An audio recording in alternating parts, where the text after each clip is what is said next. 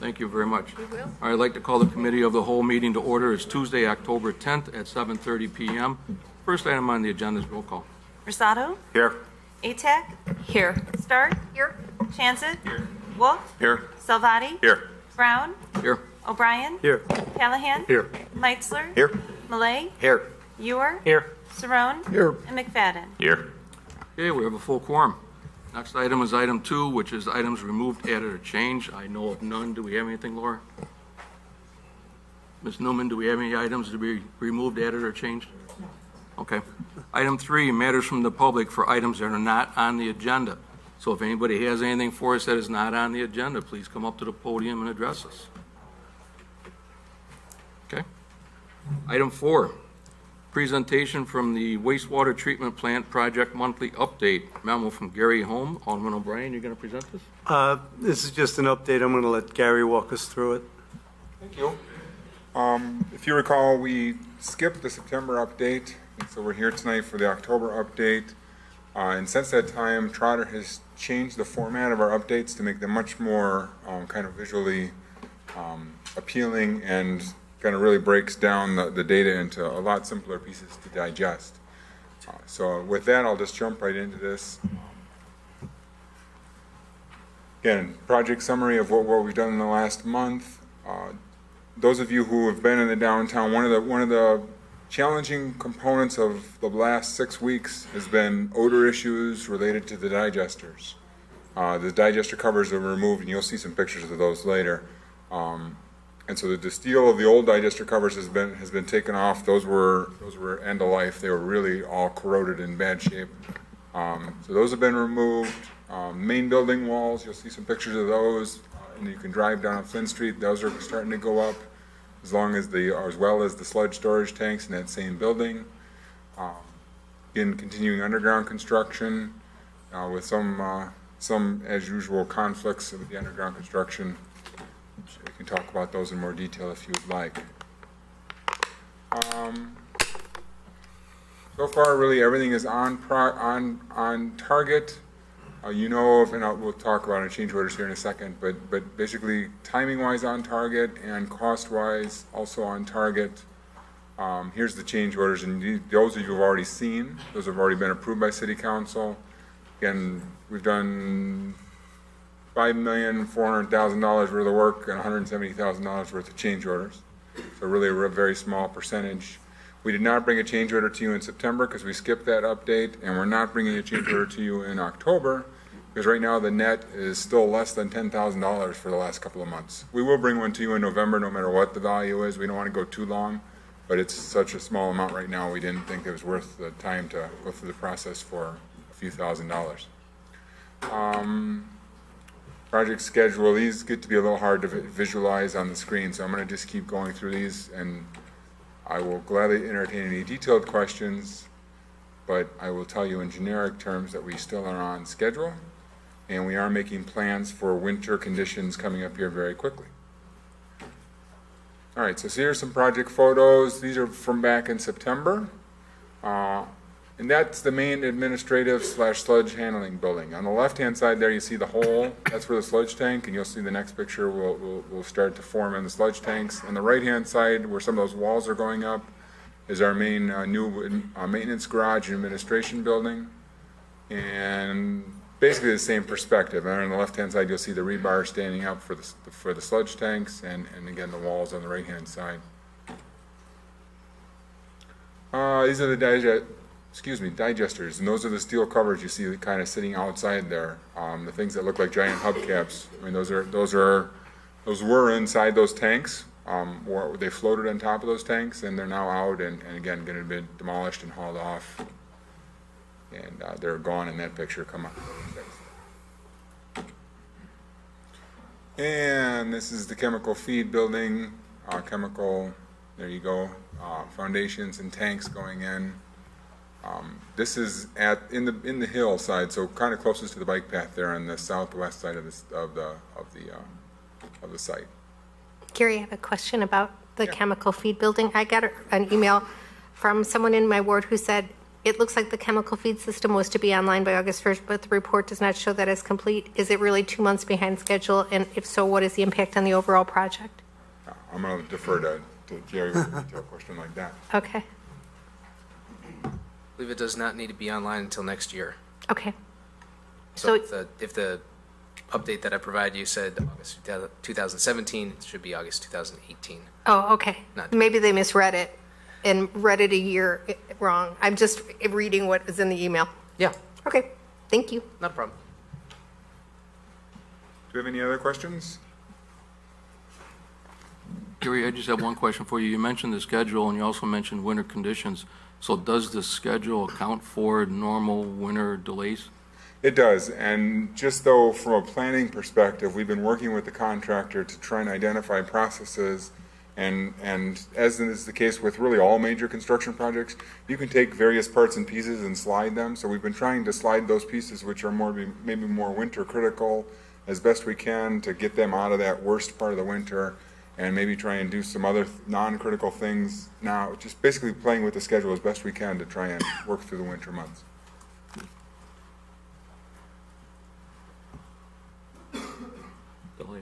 Okay. Thank you. Good. I'm good. I think it looks good so far. Thank you. Okay. Okay, thank you. Thanks, everyone.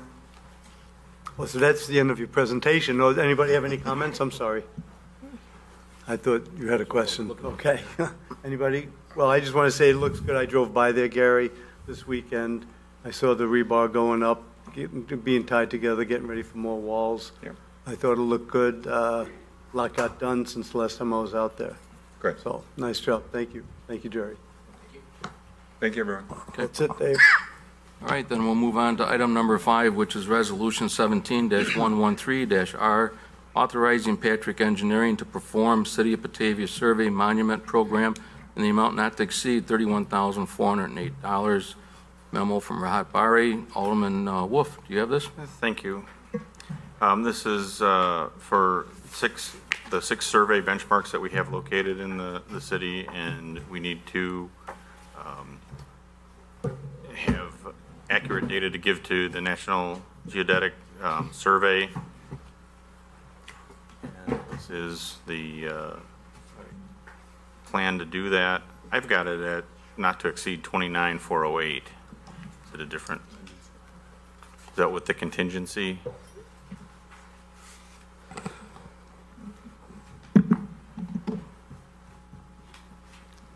I don't know why we have two different numbers. Yes, so when I put the agenda item together, they had proposed two different costs. One is to do the wayfinding for our 6 benchmark that's owned by the city, but they also proposed to benchmark wayfinding for 15 benchmark that's within the city of Batavia city limit.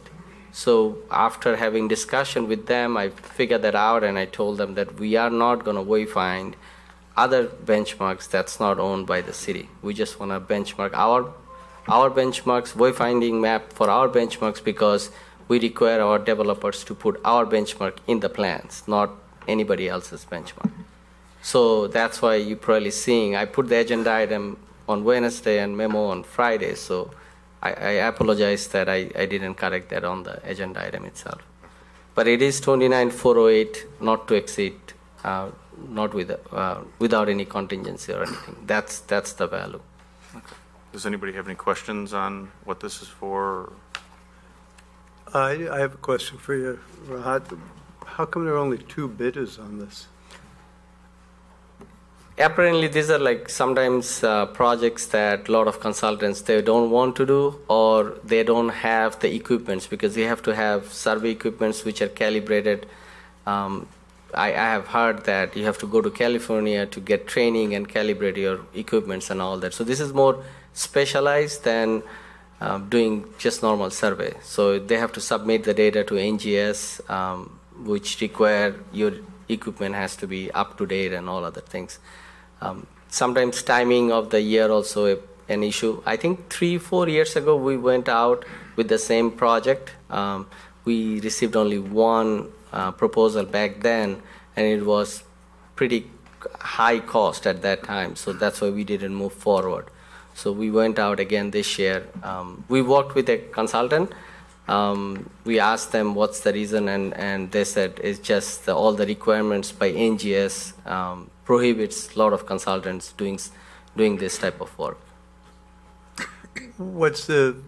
How many years go by before you have to redo it, recalibrate? I think it's like 10, 12 years, something like that. It's all, the earth is always moving, shifting, so some of this gets a little bit off the mark, after 10, 12 years. So I'm guessing that for a long time we will not be doing anything or doing this update again. And just so, I talked to Rahat earlier, so everyone's aware too, that the new designs on doing this, new methods, advanced methods, I guess so, and that's why it said in the memo that it was done wrong or whatever the last time it was done, or inappropriately, and this is why we're just bringing it up to modern day standards, so. Yeah, people are using GPS units nowadays, so it's mostly a one-man crew. You used to see a lot of people going out with survey, at least 2 people. Now you can have a GPS unit and just calibrate it from one of our benchmarks and then just take it from there. So the technology has been improved quite a bit, and people are using the GPS units, and these monuments will be calibrated using the GPS units. I'm good, thank you. Okay. Any other questions? I'd just like to note as well that $25,000 is budgeted for this year, and then the remaining $4,400 will be done in financial year of 2018. So we will stay within budget. Would anyone like to recommend to council resolution 17-113-R? So moved. Second. All those in favor? Aye. Opposed? Motion carries. Consent agenda? Consent agenda. Yeah. That's fine. Thank you. Thank you. All right, item number 6 is the opening of the bids and motion to accept a bid for a parcel of land at 2150 Main Street. Memo from Scott Buning, Alderman Stark. Okay, this is, and I'm sorry, we're having technology issues.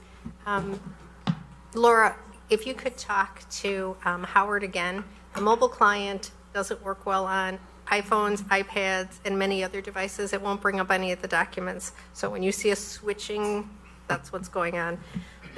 So, have you tried opening it in PDF? Uh-huh. Okay. Thank you.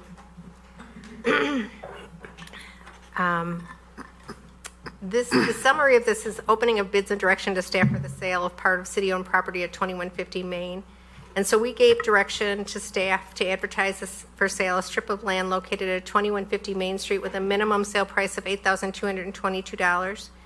And staff did advertise the property for sale in the Daily Herald with ads running on September 8th, 15th, 22nd. As of October 4th deadline, staff received 1 sealed bid for the land. The Committee of the Whole now needs to open the sealed bid at their meeting on October 10th, which would be today. The Committee of the Whole, after opening the bid, we should vote on whether or not to accept the bid, and this would then be ratified at the next City Council meeting, assuming the bid meets the minimum bid price. The Council needs to approve this with a 3/4 vote of the corporate authorities. So our alternatives are to open the bid, and then a motion to accept the bid is submitted with a minimum sale price of $8,222, or open the bid and reject it. The pros would be, of course, selling the property gives a reimbursement of the city's share of the paving costs within the Windmill Lake Creek development, as well as put the sold parcel back on the tax rolls. Selling the property would relieve the city from maintenance responsibilities of that land. Paving of the driveways will make a remaining site more accessible and marketable. Cons, we would no longer have control over the sold property other than for utility and drainage purposes.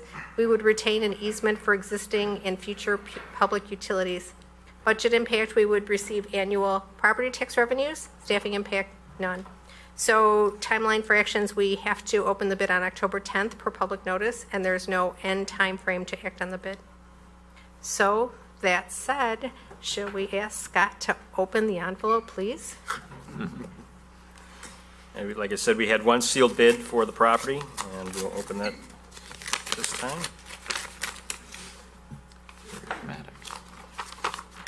The sealed bid is from JLE Properties LLC, Robert Powell, manager. The date of the bid is October 3rd, 2017 for 2150 Main Street land sale. The bid is submitted on behalf of JLE Properties LLC to purchase property at 2150 Main Street, identified by PIN number 1220401-035, in an as-is, whereas conditions without any warranties or representation for the cash price of $8,225. Got an extra $3 on It the is an bid. extra $3, yes. So does anybody have any questions of Scott? Everybody knows where this piece of property is, right? It's out at the, by the Golden Corral area, down that way. So would someone like to make a motion? So moved. Second. So we're giving direction to you, Scott, to go ahead and accept the bid price. Would, all in favor? Aye. Opposed? Motion carries. Thank you. Okay, now we'll go on to item number 7, which is ordinance 17-59, amendment to the zoning map for a planned development overlay district, Campana property, 901 North Batavia Avenue, Evergreen property. Evergreen Real Estate Group is the applicant. The memo is from Joel Strassman, and this is obviously from a continuance of many meetings. Alderman Stark. Thank you so much. So tonight, as we start the third round, it's at Committee of the Whole of discussion on the Campana project. There were some unanswered questions from the last meeting. So we're going to start the meeting by having a discussion within City Council. And then I did notice quite a few people signed up to speak tonight. We will be limiting the amount of time that people can speak. I conferred with the chair of this committee, Alderman Brown. He suggested we limit it tonight to 3 minutes. We have a timer now. It's behind me. When you stand at the podium, you can easily see it. Jenny will be running the timer, so you'll be able to tell when your time is up, and she'll be letting me know when your time is up. And we really ask that if you've spoken before and don't have anything new to add, to please not come up and speak again. This is a project that has had, I think Scott Buning told me this is meeting number 10 for this project, and so there has been a lot of debate back and forth. The council has talked about it, and you've heard us talk about it. But we did have some unanswered questions, so let's get right to those. And Alderman Stark. yes, I'd like to just make a comment before Sure. we get started. A couple of things. As many people in here probably have noticed, you haven't seen my face for the last couple meetings. I was out of town. That's the reason why I wasn't here. But just so everyone knows, I am fully vested or fully aware of the situation at hand. I have watched all the tapes. If I didn't see the meetings live for the Plan Commission, I watched those tapes. And then again, like I said, the last couple meetings that I wasn't at for the Committee of the Whole, I sat and watched through the entire tape. So I'm fully aware of all the comments and all the information that's been out there. I heard some rumblings a little bit here when Alderman Stark mentioned 3 minutes, and there's a reason for that. I know we voted recently to make it 5 minutes, but with the amount of people that we saw that signed up, we want to try to make sure everybody has their opportunity to speak. We want to listen to what everybody's got to say, but yet we have to be conscious of the time. And when it starts to get late in the evening, we just, things get kind of silly, and we just don't really get much accomplished. So we're going to try to keep everything at 3 minutes. As Alderman Stark said, don't be repetitive. If you are, I'm going to have to jump in and say, we've heard that before. And we need to listen to the people that are bringing out new facts so we can consider those new facts. But with that, I'll let Alderman Stark run the rest of the item on the agenda here. okay, terrific, thank you. So, Mr. Black, I see in the memo that you're going to make a presentation tonight that includes updates and securing approvals from other agencies. And so if you'd like to go ahead and start, that would be terrific. That'll probably answer some of the questions we had at the last meetings. I hope so.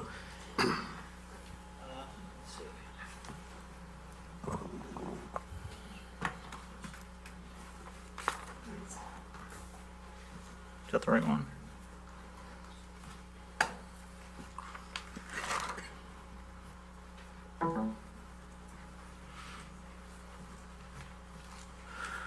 Okay, great. Thank you all very much. Again, for the record, my name is David Block. I'm the Director of Development for Evergreen Real Estate Group. We are the applicant, proponent of the Campana project.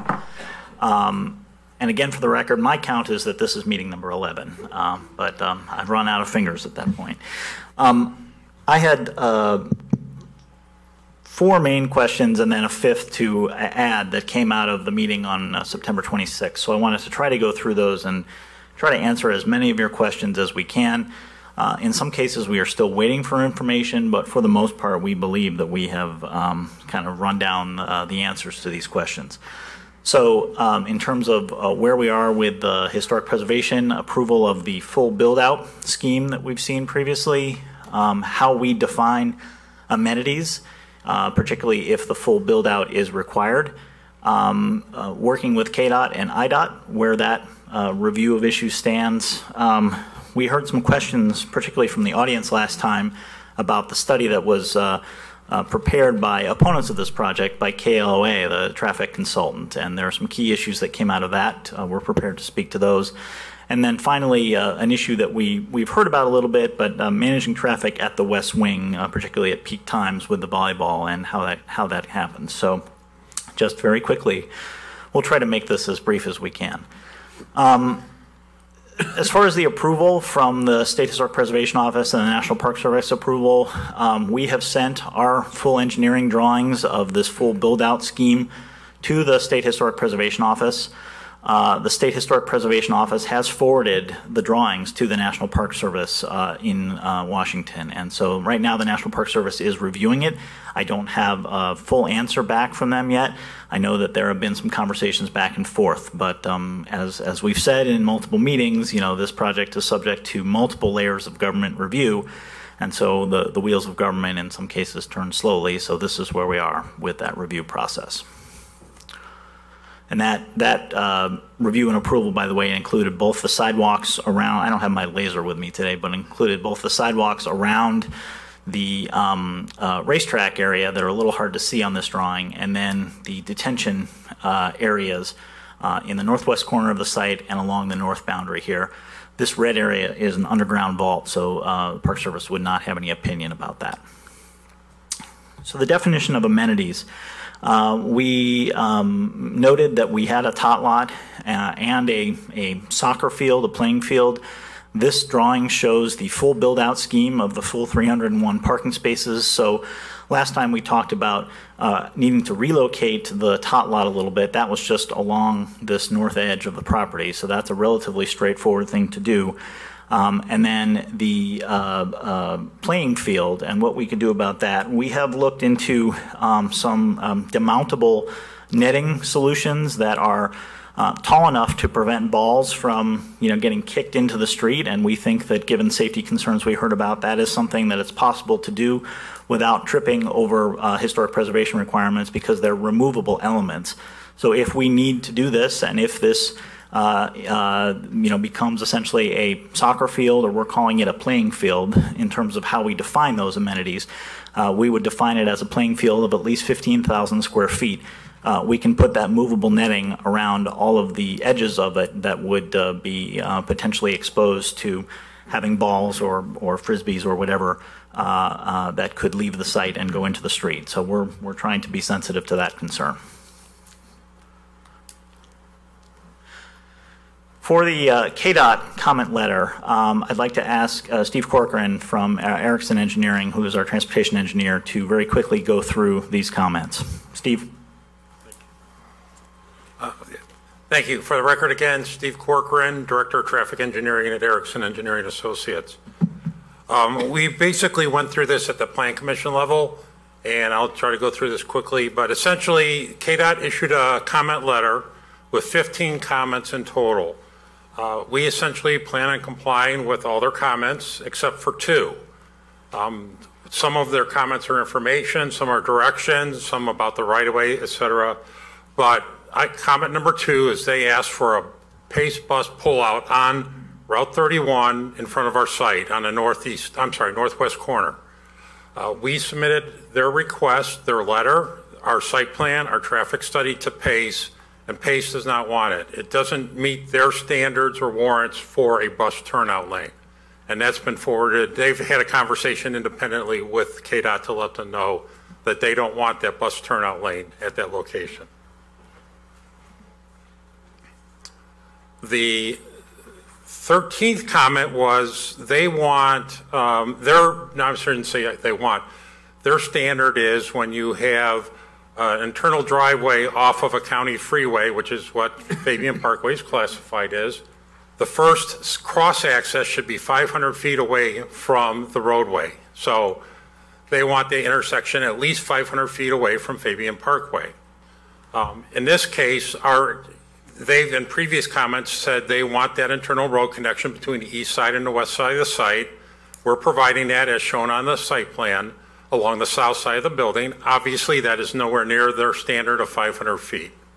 We can't run that around the north side of the building because there's not enough room between the building and our property line to put a northern access road between the east and west sides.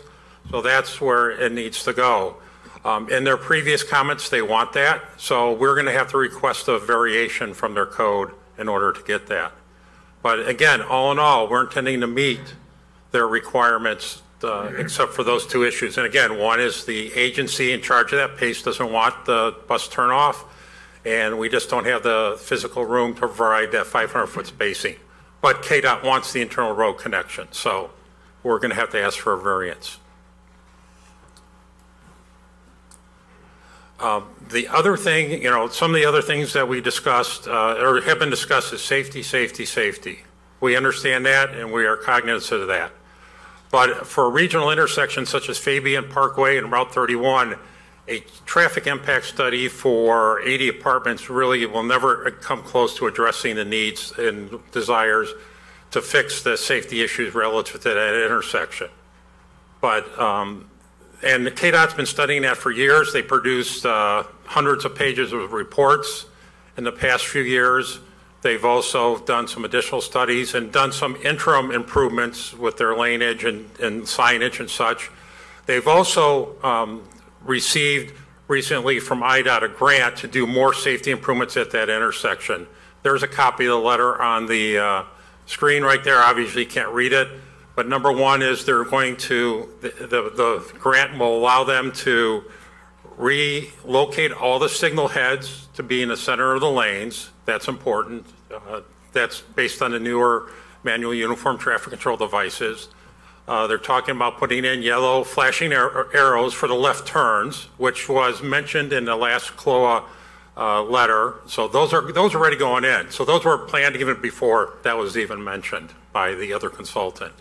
They're going to put in some additional advanced flash signage, warning signage, including the wigwag, so basically lights, so especially at night, people can be aware of the signage and make sure they adhere to what's excuse me, what the message is. And then last but not least, they're also going to include a dilemma zone detection system. Essentially what that means is, as you know, when the light turns yellow, you have to make that decision. Do I stop? Do I stop, or do I speed up and go through? And, or do I stop faster than I'm comfortable with? So there's that, what we traffic engineers call the dilemma zone. They're talking about it, putting a detection system in that if they detect vehicles within that dilemma zone, they will, the signal system will then adjust the signal timing slightly to eliminate that. And so when the lights turn yellow, the vehicles drivers should not have to make that choice of stopping fast or speeding up, and then obviously makes for a safer intersection. So those are some of the safety improvements that are coming. I'm not aware of the exact schedule from KDOT, but they just recently was awarded this money from IDOT. Okay. Stay here. But so I thank you, Steve. We have we'll go to this KLOA traffic study. We did excerpt from the Plan Commission video the presentation that happened on August 2nd from KLOA's engineer. It's about a 7-minute presentation. There was some question last time at the last committee of the whole meeting about whether the terms of that study were being correctly represented. we're offering to show you the whole 7-minute presentation if you're interested, or this is, a highlight reel essentially from the August 2nd meeting. It's up to you. If you'd like to see the 7-minute presentation, we're happy to show you. I think we can do the highlight reel. Okay. All right. And so going on to our analysis of the requests that came out of that traffic study, Steve can tell you a little bit more about that. Again, KLOA, the traffic consultant representing some of the neighbors, have produced 2 memos. The last one was dated September 25th. And they, again, brought up a number of issues, which they brought up in their first memo of, I think it was August 1st or end of July. Number one was safety. And again, I just spoke to you about that as being addressed by the county, including their recommendation, as well as much additional things. They are talking about, they've also criticized our directional distribution, how much traffic we have going to and from the east. In essence, they have never said what it should be. Should it be 30? They say it's more. I had 30%. They don't know. I don't know if they want it to be 31% or 61%. But in either case, it's counter to what KDOT has requested in their letter to reduce it to 20% to and from the east. So again, KDOT's the one that has the more authority here, so we'll listen to them. They mentioned the internal roadway, which has obviously been added between the east and west side of the development. Our capacity analysis, they had a couple criticisms of the factors that went into that. Some of them, they were correct. We had some omissions, but also had some other ones that we wouldn't change. But I did make all those changes, whether they were right, whether I liked them or not, and they really had a nominal change in the results. For example, we left out the bus stop. That changed the capacities of Route 31 by 15 cars an hour. So it's again, a lot of those changes were nominal, and we redid the numbers. They again are pushing to move the Route 31 access. We're still waiting to hear from IDOT as of today. That we still do not have a letter one way or the other. And again, as I mentioned at the Plan Commission meeting, we're going to have an interesting issue as far as if IDOT does ask us to move it. Versus what the historical folks will say. And I've never really run into that situation before, so I'll be interested to see what happens.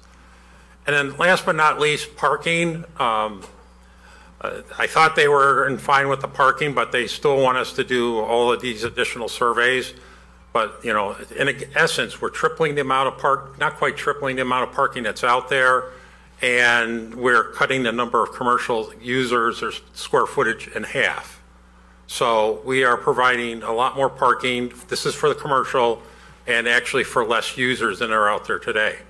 Now, in terms of surveying the medical office next to us, there's about 40 spaces north of the building where some of the volleyball players are parking. We know that is happening. We don't think it's that many spaces, but even if we add that into the 38, we're still less than the 95 spaces we're presenting. So again, I think we're more than adequate parking in terms for the commercial based on ITE and based on how we're changing the uses out there. Thank you. Thank you. Thank you, Steve. Last issue here, just in terms of traffic management at the West Wing. We've heard concerns, particularly at peak hours for particularly for the volleyball that has large numbers of kids who are participating. There are doors on both the south side and the north side of that west wing, and so if needed, we will work with our tenants at the building to manage drop-offs and pickups at opposite sides of the west wing. So, for example, in this situation, parents can drop their kids off on the south side of the wing and arrange to pick up their kids on the north side of the wing so that there aren't conflicts between the drop-offs and the pickups, and that's something that we can, I think, manage in a pretty straightforward way with the tenants in the building. So that is, I believe, all of the key issues that you asked us at the last meeting. Thank you. I know, Mark, you had several questions. Did this address the questions you had? Are there other questions you have that are outstanding? No, I said everything at the last meeting. Okay. Use the mic, please. Sorry, I said everything in the last meeting. So okay, and thanks, Dave, for that reminder. Watching this from home, it is very hard to understand the alderman and the staff if you don't use a microphone. So please speak into the mic, and that is the same for anyone speaking at the podium. so for the benefit of everybody who's not here tonight. Did anyone else at the council have any questions from Mr. Black? Mike? Mr. Cochran said that KDOT was kind of like the decision maker when we're talking about the road access. And then when we went to parking, KDOT also said they wanted 95 spaces, and you wanted 30, you figured in 38, and KDOT is no longer a decision maker?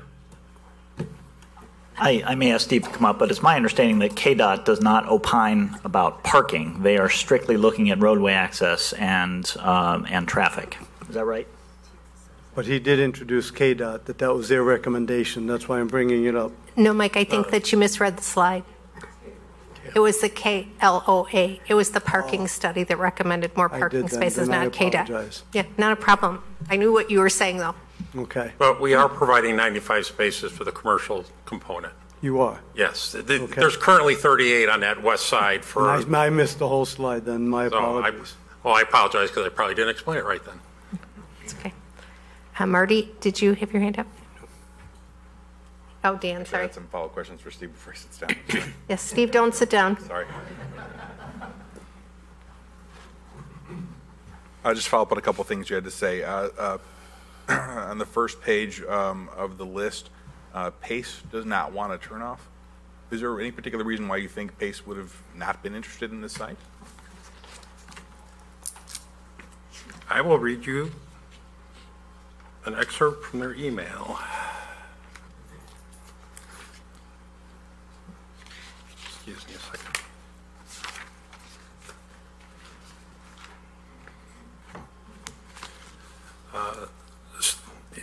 Here's some partial quotes. I won't read the whole email, but Steve, in response to your inquiry concerning use of bus turnouts, we offer the following. The guidelines of TCRP Report 19 regarding the guidelines and location design of bus stops, et cetera, lists a number of components to look at to put a bus turnout in. But the last paragraph is basically reads then, PACE's preference is not to consider bus turnouts unless the posted speed limit is 50 miles or greater, 50 miles an hour or greater. Our drivers find it difficult to re-enter into traffic as other vehicles tend not to let them in. This stop does not meet many of the criteria listed above, indicating a bus turnout should not be considered. Some of the reasons are current bus volumes along this route are at most 2 per hour in the peak hour, directional, 2 southbound, 2 northbound. Current boarding and alighting data shows very minimal use at this location.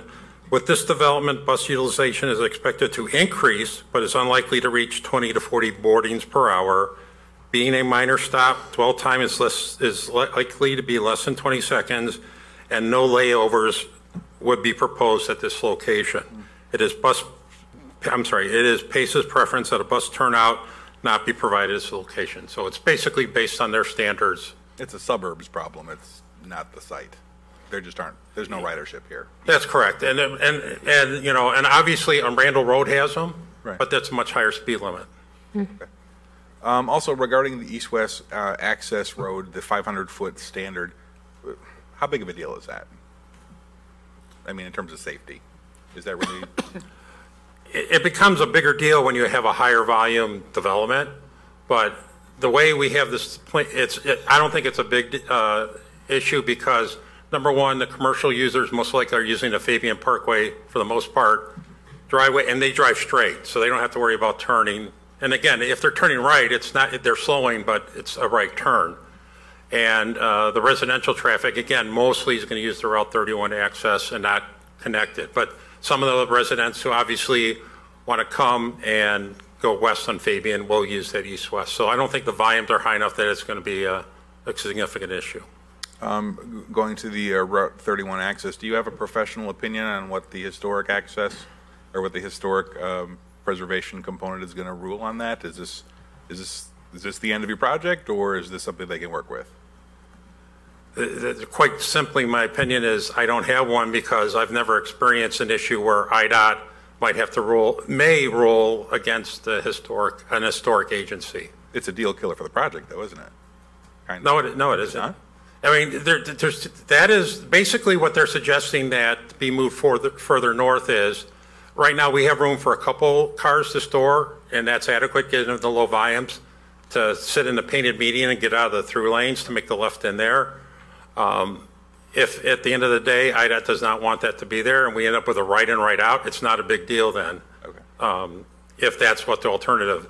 And quite frankly, KDOT has kind of hinted to us, just like they have on Fabian Parkway, long-term, when they go do the major reconstruction at intersection, they want dual left turn lanes on Route 31, and that probably will then either force us to move it or limit it to right in, right out.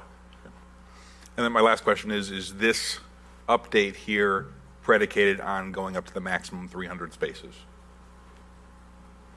We were talking about whether we were going to do the bank. I just wasn't completely clear to me whether we were going to just go ahead and build them all right now, or if we're going to still do the land bank. Well, it's our client's preference to do the land banking based on our parking study, which says... But it was this committee's preference that we build them all, probably. Right, but parking is parking, traffic is traffic. Traffic is being created by people in the building, not by parking spaces don't generate traffic. So it's all our numbers are based on the people, whether in the commercial spaces or the residents, not the number of spaces in this. And quite frankly, I think you're going to have empty spaces. The reason I bring it up is it is a domino effect, though, on stormwater issues, and so that's kind of why the committee thought it was, and I don't want to speak for everybody, but I think that's why we all thought that was important. Yes, let's go ahead and build them all now so we can deal with the stormwater issues. Otherwise, I feel like we're waiting for that trigger on, how many residents have to complain that there's not enough parking. Yeah. And then we have to retrofit on some stormwater issues. It just feels like, why don't we just build them now? If we're gonna build them at all. Well, the purpose to do land banking, and we've done that all around the suburbs and even in the city of Chicago, is to maximize green space and minimize stormwater runoff. And that's why and if the numbers say support less parking, but we reserve it to, again, protect the community and protect the neighborhood, so if it is needed in the future, that's why we land bank parking spaces. And obviously, as you state in this case, if we built the land bank spots, then there's some stormwater improvements required. Okay, and then for Mr. Block, we'd asked that question last week, and you said you'd get back to us. Is this a deal killer if we forced you to do all the parking spaces? You said you didn't have an answer. And I still don't, because it's still, it's an issue that needs to be brought all the way through the full site engineering process. And so I think that, again, our position is, as Steve characterized it, that we believe that the parking that we provided under the land bank scheme is adequate to serve the needs of the entire mixed-use development that we've proposed here. And my constituents across the street at Homestead are concerned that if there's parking needs, that some parking spaces might get filled up at Homestead. That's why we wanted to address the issue before it becomes an issue. I'm just trying to represent what they're telling me. And I understand the question. My phone continues to ring. That's why I ask you. No, I understand, and it is. Again, it's our contention that within the residential and commercial sizing of the parking scheme that we've proposed, that there is some extra. There's some slack in there, and there's also the natural timing advantage that a mixed-use development has. When the residential folks are away at work, the commercial folks are likely to be using the parking. And when the commercial folks are looking to use the parking or are, away for the evening, that's when the residential folks are there. So, excuse me, ladies and gentlemen, if you can please keep your outbursts and comments to zero, that would be great. I get it. The symbiotic relationship works. We had a honey jam next to a Portillo's. We had a breakfast crowd and a dinner crowd, and that actually did seem to work out. So I respect and understand that. Thank you for clarifying. Okay. Okay. Anyone else have any other comments, questions? Mark? I guess just to follow up on that, the main issue or I shouldn't say the main issue, one of the issues is the fact that volleyball does generate a ton of traffic pretty much every night of the week, and they're taking up parking spots. So that's the one component there that really kind of goes against what you're talking about there. Well, again, as Steve noted, we are providing the number of parking spaces that are there at the site now, plus the amount that is on the medical office in our plan as the land bank plan. So within that 206 parking spaces, we are providing that full number. Right now, folks are not driving behind into that back corner, or if they are, it's really more for maintenance at the site because it's a gravel parking lot. And so that will be a full striped parking lot, and we will make sure that people understand that they can park on both sides of that west wing of the building. Sure, and I think some of the concerns are that, again, given the size of the racetrack in the front, there's going to be a lot of people who are going to say, well, okay, I'm going to park on the west side of the building because that's a closer entrance for me to get in. And that's where we start to run into the problems of you may have adequate parking, but you may not have adequate close parking or the convenience parking, because I think the back side of the property will actually be a lot more convenient for people to park and get in and out of their apartments. Well, again, we do have the ability to manage our tenants, both the residential tenants and the commercial tenants. And as a first step, if it appears that there are parking conflicts between those two groups, we have the ability to require our tenants to park in a specific spot. And if that spot is in the racetrack area, that's what that front parking was intended for anyway, as the residential portion of the building. So we have the ability to work with our two tenant populations to try to manage parking as best we can. And again, we believe pretty strongly that the configuration of the site as it's designed in the land bank scheme is adequate to serve both of those populations. Anyone else on the council have questions or comments? Okay, so as we've done before, and Alderman Brown recommended this, we're going to go through the findings of fact one more time, and then go through what the finding was. And as everyone on the council knows, and I'll just reiterate it for the audience, we make our decisions based on studies, recommendations by staff, and best practices, and we try to factor out emotion or personal opinion as we make our decisions.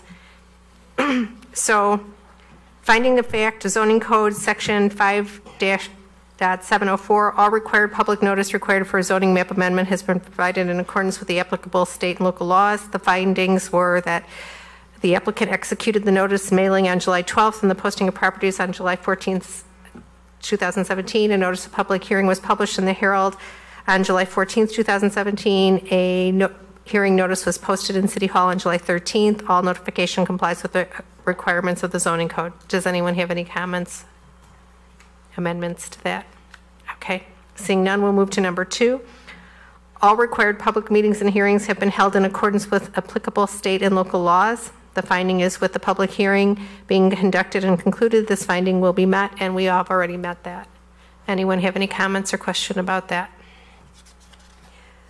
Number 3, the extent to which the proposed amendment to the official zoning map conforms generally to the goals and policies of the comprehensive plan and comprehensive plan use map. Finding the proposed amendment to the zoning map to add the planned development overlay meets 2 of the specified purposes for the planned development stated in the zoning code and would further the goals and policies of the comprehensive plan as stated in EREG's submitted application material, especially those related to affordable and accessible housing. The comprehensive plan land use map classifies the subject property as mixed use. The subject property is currently not utilized for mixed use purposes. As proposed, the planned development overlay would allow the subject property to become mixed use and be consistent with the map's classification and the subject property zoning classification in the city's mixed use zoning district. Any comments or questions on that? Okay. Review of conditions. This is from zoning code section 5.704.d.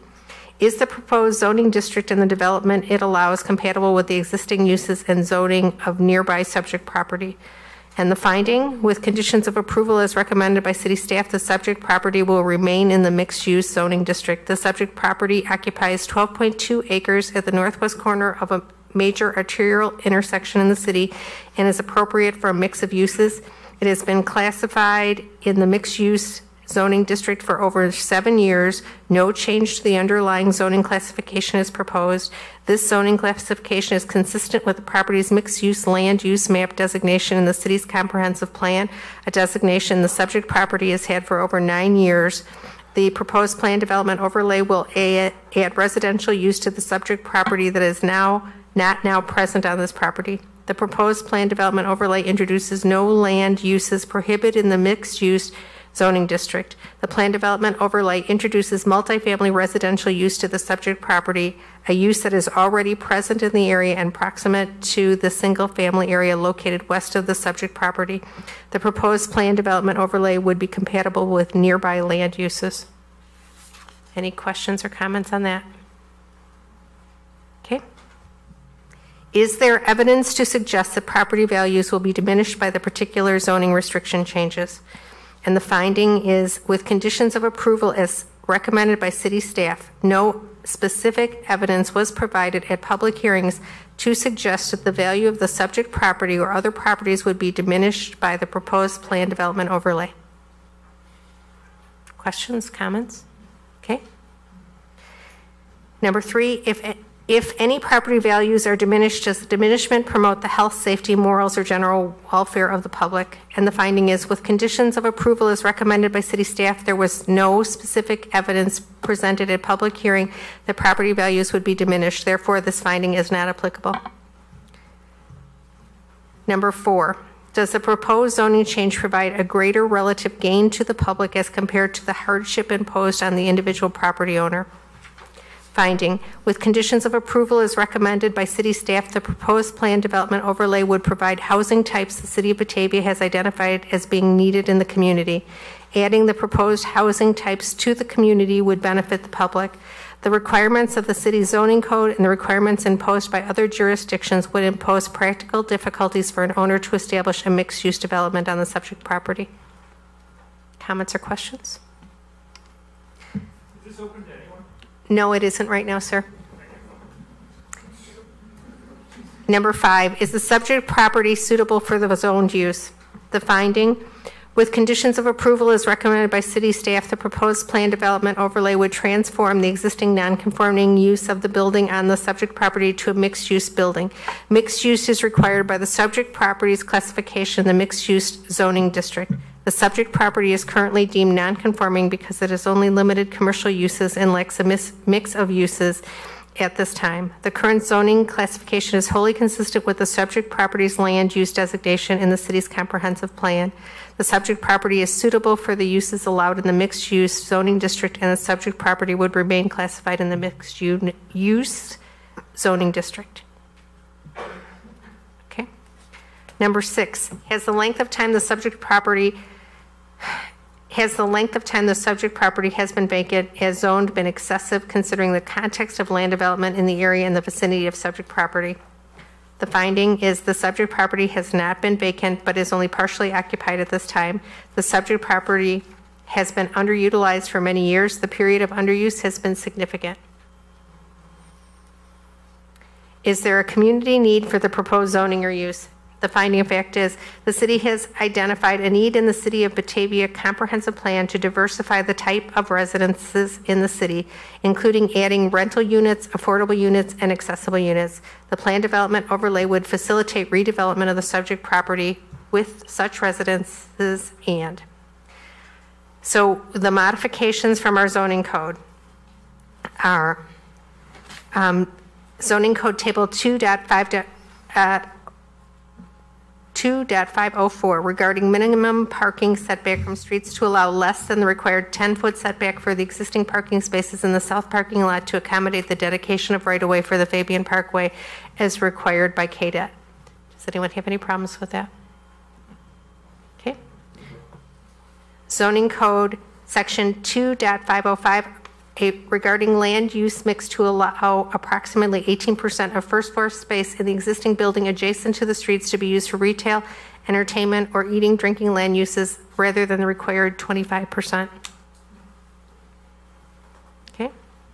Zoning code 2.505B regarding transparency to allow less than the required amount of vision glass on walls of the existing building facing public streets in accordance with the Historic Preservation Commission's action on the application for certificate of appropriateness for building elevations facing Batavia Avenue. No vision glass extending from 2 feet above grade to 7 feet above grade need to be provided for the commercial area, where approximately 72 feet in width would be required, and no vision glass need be provided where approximately 142 feet in width of vision glass would be required for the residential area above the first floor. Facing Fabian Parkway, no vision glass would be provided for the second floor where approximately 34 feet in width of vision glass would be required. Any questions? Elliot, did you have a I'm question? still not comfortable with that one. Okay. The vision glass, the block, I don't see how we would not be looking for that in any other residential complex. I think that, as we've discussed before, that since it's a historic building, our hands are tied on that. I mean, it's not like... Well, they're not. I don't agree with that statement, but... Our hands are not tied. We can choose to say that then it's not suitable. And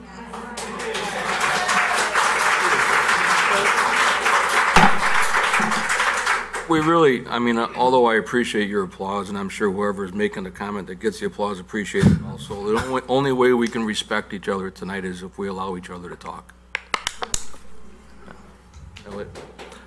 I mean, I've said what I feel.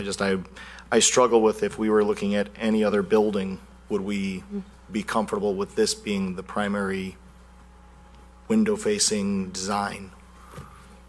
and Elliot, on that point too, is that we're being told that, nope, we have to do this because it's historical preservation. But then that's where our hands are being tied, and that's where developers' hands are being tied, is, oh, got to preserve this. And it was said last time, maybe, it's not the best use for the building. Maybe the building cannot be reused. And maybe that's why nobody's coming along and giving recommendations and proposals that'll work, is because it costs too much money. And a developer's not going to come and put their own apartments in here because there's no ROI on it. So the ROI is being put on taxpayers, and the taxpayers to pay for it, to cover the miss that is there that a regular developer would get. So, I have thought about the window things because it's come up quite a bit in both emails and public comment. And the thing that I go back to on this is we're imposing what we think is the right amount of window glass for someone. And this is just a hypothetical that comes into when I formulate the thought process here. If I'm living in a basement apartment and I have no window glass, is glass block better than that? If I'm living somewhere where I don't see when I don't have any exterior windows, is glass block better than that? So it's all about perception. What I might see is acceptable. And so I can't impose what my design aesthetics are on someone else. Are there operable windows?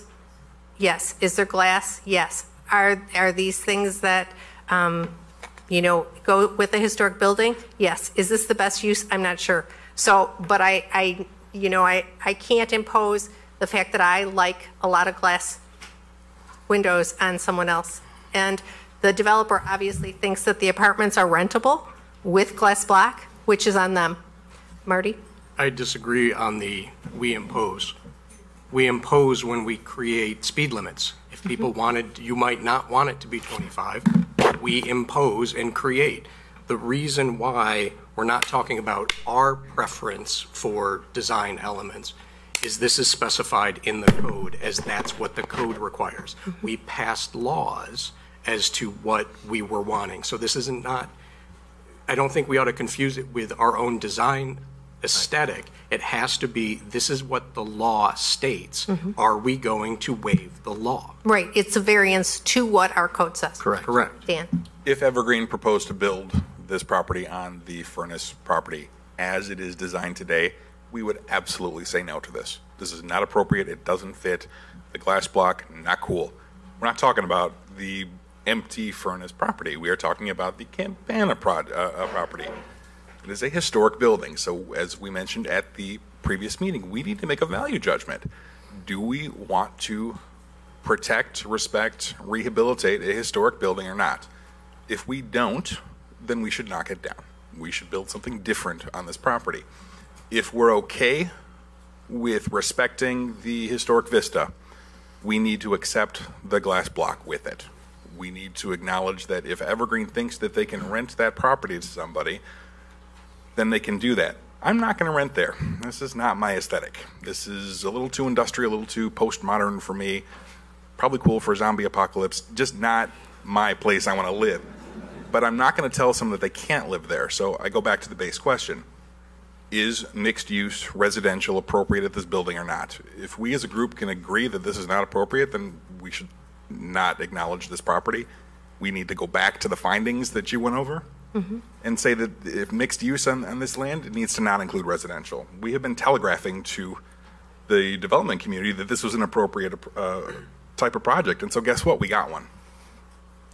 Here's what I want to bring up here. I want to suggest that, and I've talked to Alderman Stark about this, the reason why she's reading through all these one at a time is so we can have this conversation, number one. But then after we get through this conversation and then we hear from the public, then we'll go back to every one of these, and if anyone has an issue with one of these sections, then you can make a motion to change it the way you see fit. And we'll take a vote on it, and if that motion passes, Jenny will keep track of that motion, and when we then vote on the ordinance as a document, it will include those changes that were passed through a motion.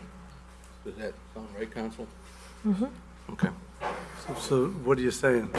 So I'm saying continue the conversation, but I just wanted to explain the reason why we're going through each one and how we're going to come to a resolution this evening. At the last meeting we had, Susan wasn't here and the two of you weren't here. We went through each one by one, and we tried to stick a pin in the ones that we were not cool with. Right.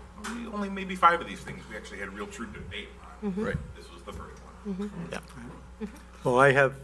Yes, Mike. May I speak?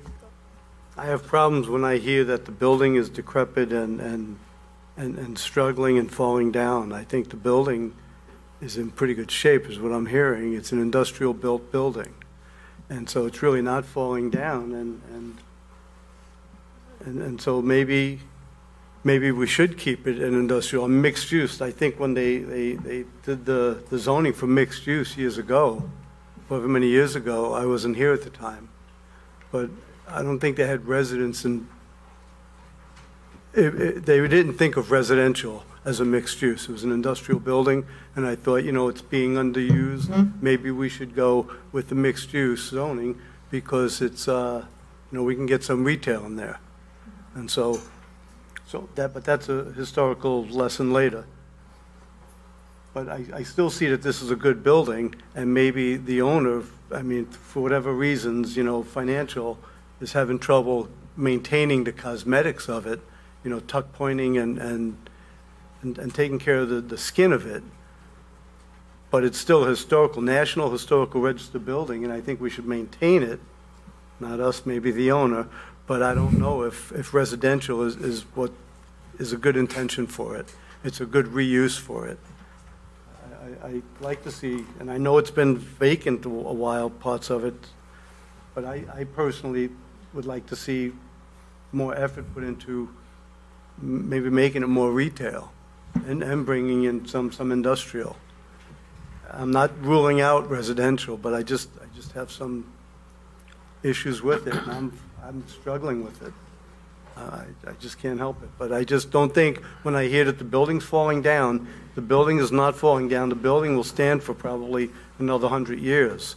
And so it just needs some cosmetic work. So I just want to keep the facts straight on that. So we're not trying to save a historic building. It is a historic building, and it's going to last a long time if we do nothing to it. So. Thank you. Lucy, go ahead. Well, what I was originally going to say was, is it possible to put the windows up on, examples of the windows and the units up on the screen again so we can see that? But this building has been underused for decades. And I really don't know what the intention was when it was rezoned for mixed use, but I think we were hoping that anything would go in there. And I believe that the owners were too. So to think that we're going to come up with another project that is of this magnitude in the near future, given how long it has been underused, I don't think is realistic. But is it possible to see the windows again? You're talking about these images, Yeah, or showing Yeah. the amount of operable windows in the units. Yep. Could you address that? Yeah, and so this image, as we mentioned, the project design continues to evolve. So these windows are actually a little bit smaller than the actual windows will be in the units. We went with the Historic Preservation Commission up to the building. We taped out where those windows are. But the idea here, again, is that the ceilings in these units are 16 and a half feet tall. And so what we're doing is we're looking down from the upstairs bedroom down into the living room. And the window sills in this building are about at this height. They're about 4 feet tall. So with one row of block or brick below that sill, then there are large windows, operable windows, that are from about 15 inches above the floor up to about 46 inches above the floor, I believe, is where those windows are. And in the last meeting, we showed a section through the unit. We can show that section again. That's a little more accurate dimensions, but this gives you a pretty good idea of how the units function in terms of where the windows are. And I've said before, I'll say it again, that we understand that these units are not for everybody. I'm not sure that I quite think this is ready for the zombie apocalypse, but maybe for Halloween. But we think that there are people. In fact, our market study had us convinced that there is a market for these units. People who want to live in this building, which is unique, where they would have a character unlike anything else really in anywhere except some parts of Chicago, like the West Loop. And particularly the affordable rents would provide an additional compelling reason to live in this building. So again, we believe in the product, we believe in the design here, and we actually think these will be very attractive units. Thank you. And I'm sorry, just to clarify again, how far off the ground are those two windows, and what are the approximate dimensions of the windows?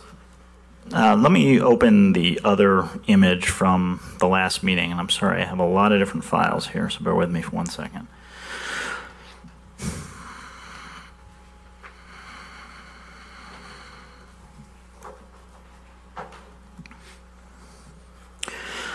This gives you a sectional view through those units, and so those units are about 2'8",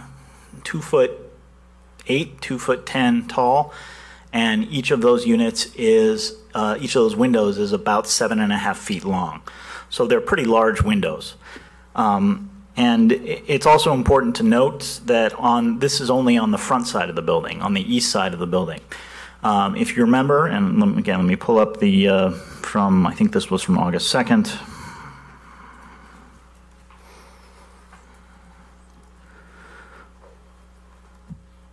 On the back side of the building, on the west side, the historic preservation people are giving us more flexibility.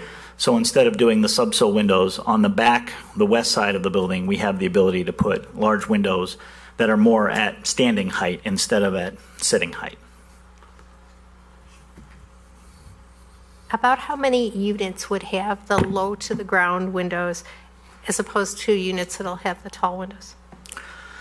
I think it's about 26 units, 26 or 28 units will have the low to the ground windows, and the other units will have the bigger unit. So it's roughly a third of the units. And will every unit in the building have clear window glass in it in some place? There are 2 units that, because of where they are, will have only a skylight configuration, but only 2 out of the 80, and that's just the nature of where those buildings are in the building. The units are in the building. Thank you, Marty. Can you go back to the first one? The cross section or the very first The one looking from the loft area down. Yeah.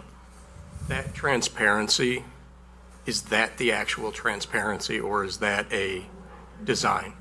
That is an artist rendering, so it's probably less transparent than what you see there. Right. And the issue that I think a few of us have with this is there are all kinds of glass block that are out there, and there are glass block transparency that would be clearer in the long run. I don't think historic preservation would say not removing the glass block in its entirety, but I don't think it has to be the 1939 thickness or the darkness of it. Couldn't the case be made that you could historically maintain the glass block but replace it with more transparent glass block? It's a great suggestion. Unfortunately, the historic preservation people want that specific product, that specific glass block. That's the way the preservationists operate. But if it's all, we have a bad windstorm or a tornado coming through, do they still make that glass block that would be required for that? Because we have areas in the back of the building where we are taking the glass block out to put in the new clear glass, we have a supply of the existing glass block that we will use to infill any broken areas there. So we do have enough to do the project with the existing block. I think that goes back to Dan's original, at what point does this become where we're the ones sacrificing what we think is a livable space? Because I would like to see people living there, but they have to be able to live there and live like anybody else should, which is being able to see out. And I just can't wrap my mind around that historic preservation gives 0 on this to preserve the building as is, and we're the ones always expected to give the variances. I understand the frustration. It is the way the federal historic tax credit program works. They have ultimate authority over approval of this, and essentially if you want to use the federal historic tax credit funding as a resource, you need to comply with their requirements, and that is an integral part of our financing approach here. Alderman Stark, there's obviously an issue with this section, so I would suggest that maybe we keep on moving because we're going to have to come back and visit it when we get to the motions. Sure. Sounds good. So we're putting a pin in that. And then going to zoning code section 2.505C regarding building entrances to allow less than required number of entrances facing public streets in accordance with the Historic Preservation Commission's action on the application for a certificate of appropriateness for the building elevations. Facing Batavia Avenue, 3 entrances are provided where normally 13 would be required. Facing Fabian Parkway, 1 entrance is provided where normally 2 would be required. Does anyone have any questions about that, Marty? It's a question for staff.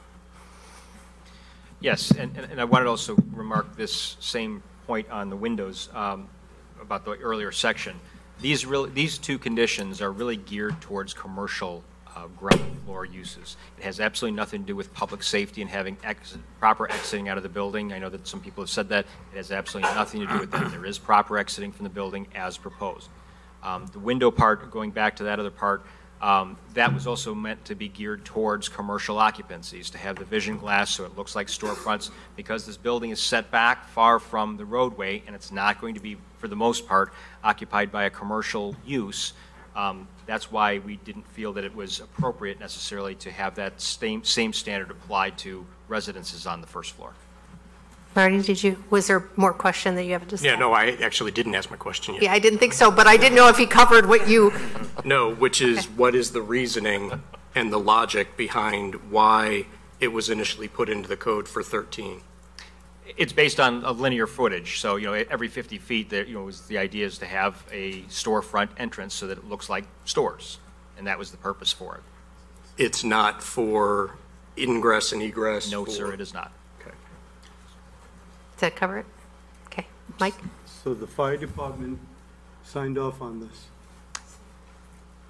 Fire department is here if you have a question directly, but it meets Oh, make sure you talk into the microphone, please. Pass it on down. Thank you.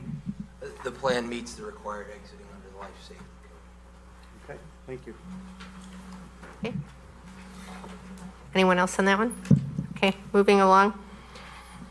Zoning Code Section 2.505.E regarding parking field landscape separation to allow more than 20 spaces without requiring installation of 20-foot landscape separation. Okay, I don't see anyone.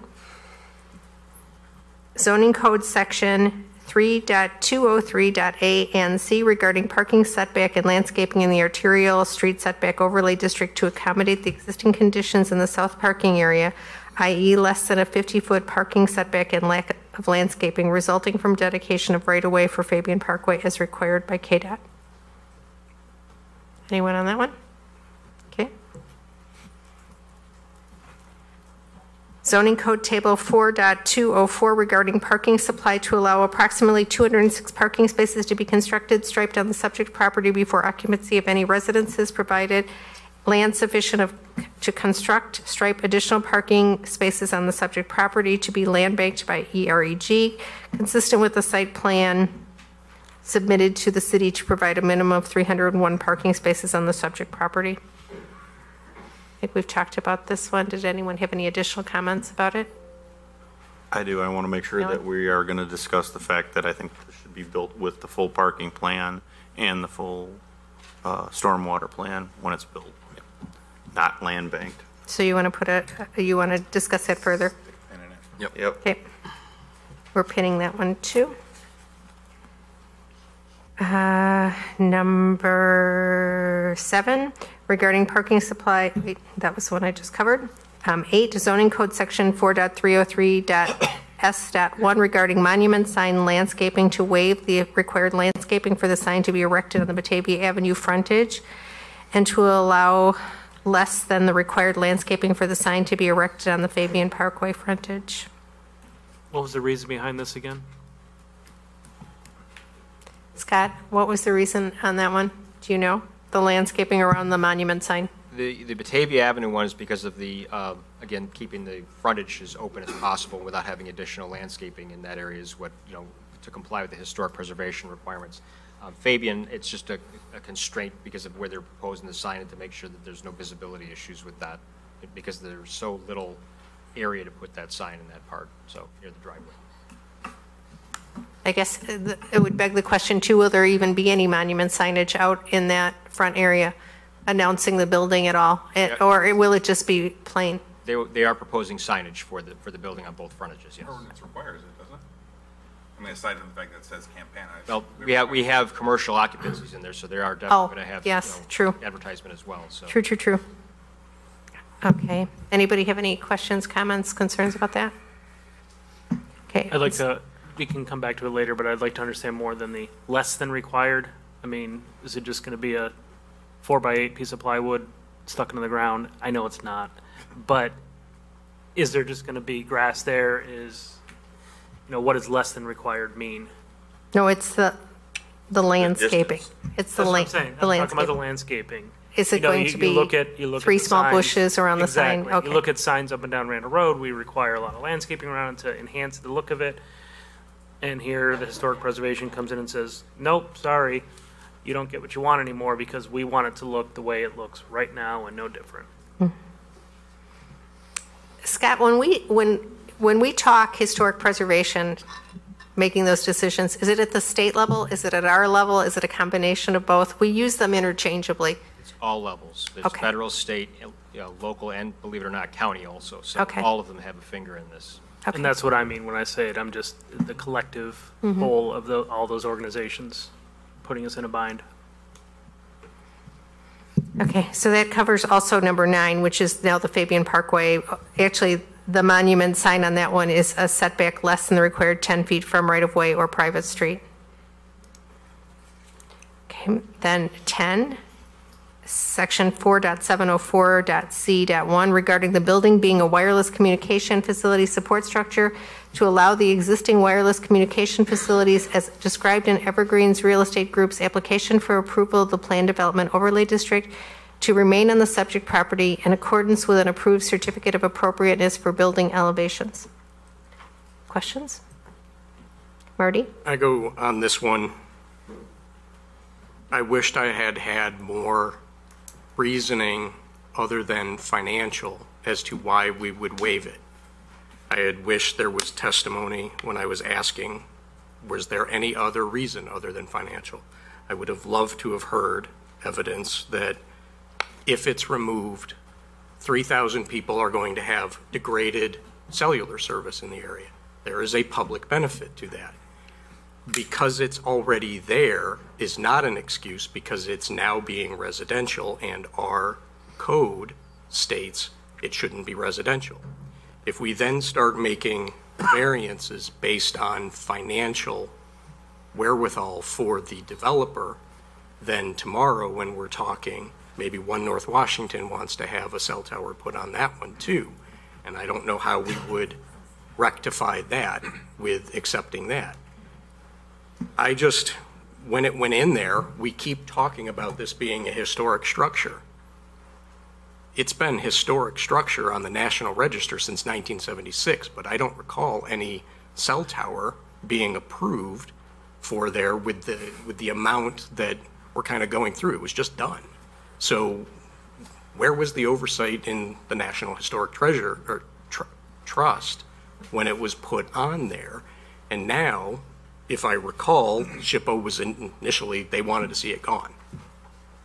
Yes, it meets the covering is nice. And yes, I do agree that the covering is decent if there was evidence for a reason, for a public benefit as to why we would allow it. Grandfathering's not good enough? No. I'm kidding. Because it's now a change. Scott, yeah. Sprint has crappy coverage by my house. Yeah. Please don't take this down. Scott? Take into consideration, this is an existing situation. Regardless of how the antennas were put up there, our own historic preservation agency or, group also approved some of the antennas. Some of them were predating our group, some of them were not. So those are an existing situation. What they're trying to do, besides the financial aspects of it, is relocate those, because SHPO has asked for those to be relocated somewhere to be more stealthy and screened. If they do not do this, then we're going to be looking at those cell antenna companies looking to put up antennas somewhere. Because if they can't put it on this building, which is an allowable structure otherwise in our zoning ordinance to locate cell antennas, that is allowable under our zoning ordinance typically, they will have to find other places to put up an actual monopole or lattice structure or something like that and put their antennas somewhere else. So if we don't put them on this building, rest assured we're going to be finding another cell antenna popping up somewhere in that vicinity. Any other questions? We talked about this last week. You can see this tower from parts of St. Charles. We will absolutely affect people's cell service if this comes out. No question. So this one's going to be revisited? Do we need to revisit that? Okay. Let's keep moving. Okay. So conditions of approval. I'm going to read through these quickly. Waive if you have something to say. Site improvements shall be in substantial conformance with a set of plans submitted by EREG dated 6/30/17 with a limit of 80 dwelling units. Execution, delivery, and recording of a declaration of covenants, conditions, restrictions, and easements to run with the land as to all subdivided parcels with CCRE will be subject to reasonable approval of the city. Approval of a certificate of appropriateness is required for the subject property. Dedication of right-of-way for Batavian Parkway is required by Kane County Division of Transportation. Dedication of right-of-way for Batavia Avenue, Illinois 31 is required by Illinois Department of Transportation. EREG shall provide transportation for grade school children residing on the subject property to and from Western Avenue School for classes and school special events where feasible. Such transportation is to be coordinated with Geneva School District 304 and EREG unless waived in writing by the school district. Construction of a sidewalk along Fabian Parkway frontage of subject property subject to approval. Susan. Oh, sorry. Back to your last one, the transportation. Yeah. What does where feasible means? That's a good question. Where feasible? I mean, if you'd like to take that out, we're okay with you taking that language out.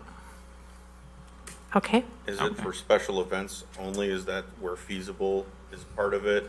Or is it for the whole transportation part where feasible? That was my understanding, is that the where feasible applied only to the school special events. Maybe we're missing a comma. Okay, so should we have staff work to clarify that language, the where feasible? Okay, Scott. And Jenny, you have that as a note, thank you. Construction of a sidewalk along Fabian Parkway frontage of subject property subject to approval by KDOT. Installation of a north-south pedestrian crosswalk at the intersection of Fabian Parkway and Batavia Avenue, Illinois 31, with pedestrian crossing signals per the plan submitted to the city by EREG and approval by KDOT. Periodic review of parking adequacy on the subject property by city staff, and further construction and striping of by EREG of additional parking spaces within 12 months upon determination by city staff of the need of additional parking the land banked parking plan. The city's review will include but not be limited to review of non-residential tenants on the subject property. Obviously, that one will come back to the parking discussion in land bank. Waiver of objection by EREG to proposal and establishment of a backup special service area for the territory comprising the subject property for the purpose of funding construction of additional parking facilities and associated improvements to comply with the applicable city codes, including but not necessarily limited to stormwater management per the land-based parking area designated by EREG's plans, and after determination by the city staff that such parking spaces are needed to serve the residents and commercial occupants on the subject property. Again, we'll revisit that one. Approval, that's about land banking. Approval by city staff of final site engineering plans to be submitted by EREG to staff as part of the building permit process. Approval by city staff of the sign, site, and landscaping plan for a monument sign proposed for the Fabian Parkway frontage of subject property to be submitted by EREG at the time of building permit submittals, including but not limited to review for aesthetic and safety purposes of visibility issues and adequacy of the landscaping. So that talks about the landscaping part and our approval process. Approval by city staff of added tree species diversity to monoculture tree areas. No gaming licenses shall be permitted or issued for the subject property. Relocation of existing. I did. Did you have one? Okay, just checking. Relocation of the existing wireless communications facilities on the building to the top of existing building and construction of a screening enclosure approved by city staff and the certificate of appropriateness. We'll come back to that one too. Land cash contributions per city subdivision regulations. Subject to city staff approval, EREG shall construct sidewalks along the outer edges of parking spaces in the east oval to connect with Batavia Avenue sidewalk with the sidewalks near the east side of the building. Quick question. This ties to 7 as well. We had actually really going back to 7. We have this requirement is the construction of the sidewalk along the Fabian Parkway frontage to the edge of the subject property, subject to approval by KDOT. Now that would end prior to a private residence, would not connect to Allen Drive, correct? And there is not sidewalk on Allen Drive at that point either, correct? So does District 304 require sidewalks? Is that a condition of? No, but is that something that they were asking for? Yes. The letter from the superintendent did ask for that. Geneva Township. We need to come back to that. Okay, so that was number 7. We're revisiting number 7. Yep. 17. No, it was 7, wasn't it? We'll go back to 7, but on. Yeah. Okay. Subject to historic preservation approvals and city staff approval with construction of land banked parking, EREG shall replace the displaced tot lot and or soccer field with other outdoor amenities. Okay. Subject to historic preservation approvals and city staff approval, EREG shall add a minimum of 2 benches east of the building and a minimum of 1 bench adjacent to the tot lot soccer field area, along with trash receptacles at each location. Subject to historic preservation approvals and city staff approval, EREG shall construct a vehicle loading area near the building's main east entrance. Subject to KDOT approval and city staff approval, EREG shall install signs prohibiting left turns during the peak morning traffic period onto Fabian Parkway. So that covers all of the approvals, conditions of approval. It also covers all the modifications to our zoning code, and it also covers the findings of facts for the review of conditions. So now we can go back and have a further discussion about window glass. And Joel? Thank you. What you were reading were the That mic's not on. There you go. What you were reading were the conditions from the portion of the ordinance that referred to the conditions that came out of the Plan Commission. What you should have read were the conditions that were coming out of the city council review. So condition number 18 has been modified, and condition number 21 has been modified, and I'll just read those modifications very quickly. Sure. 18 reads, if upon construction of any or all land bank parking spaces, the tot lot and or soccer field are displaced, Evergreen shall relocate such amenities on the subject property or shall provide other substantially similar outdoor non-hard surface amenities on the subject property, subject to approval by city staff, provided it is acknowledged and agreed that the location of any such amenities on the subject property may also be subject to approval of governing historic preservation agencies. And condition number 21 reads, Evergreen shall either, subject to approval of KDOT 1, restrict ingress from / egress to Fabian Parkway to right in, right out only, or number 2, post appropriate signs at the egress point prohibiting left turn movements onto Fabian Parkway during such peak traffic periods as KDOT and or city staff shall designate. Thank you. I continued to scroll down and found those additional too.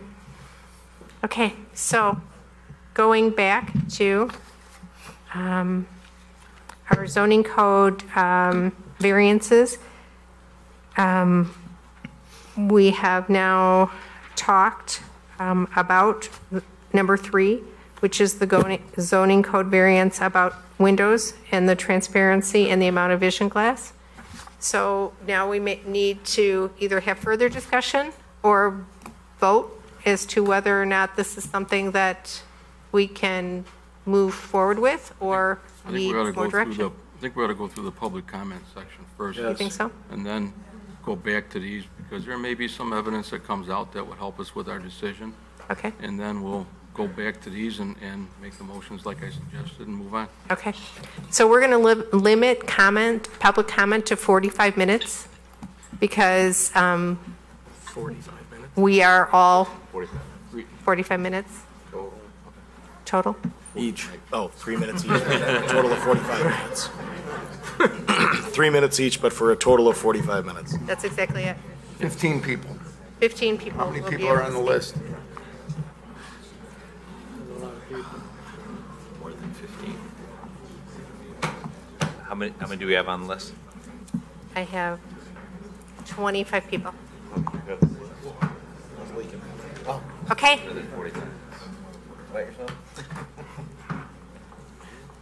Okay, the first person to come up and speak is Bill Shute.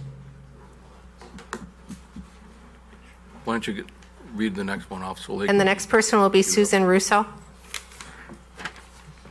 Hello, everyone. I'm really appreciative of the fact that you're allowing me to get up here and speak today. I've attended many of these meetings. I have not spoken to the council yet. I've not stated my opinion yet. I wanted to take in all this information and take a look at and feel the planning and the decision process and that sort of thing. And I've got a brief statement I'd like to read, and it's my observations based on everything I've heard so far, and it's also my opinion, and based on what you said earlier, everybody's willing to listen. So it'll take no more than a minute. So I thank you for your time.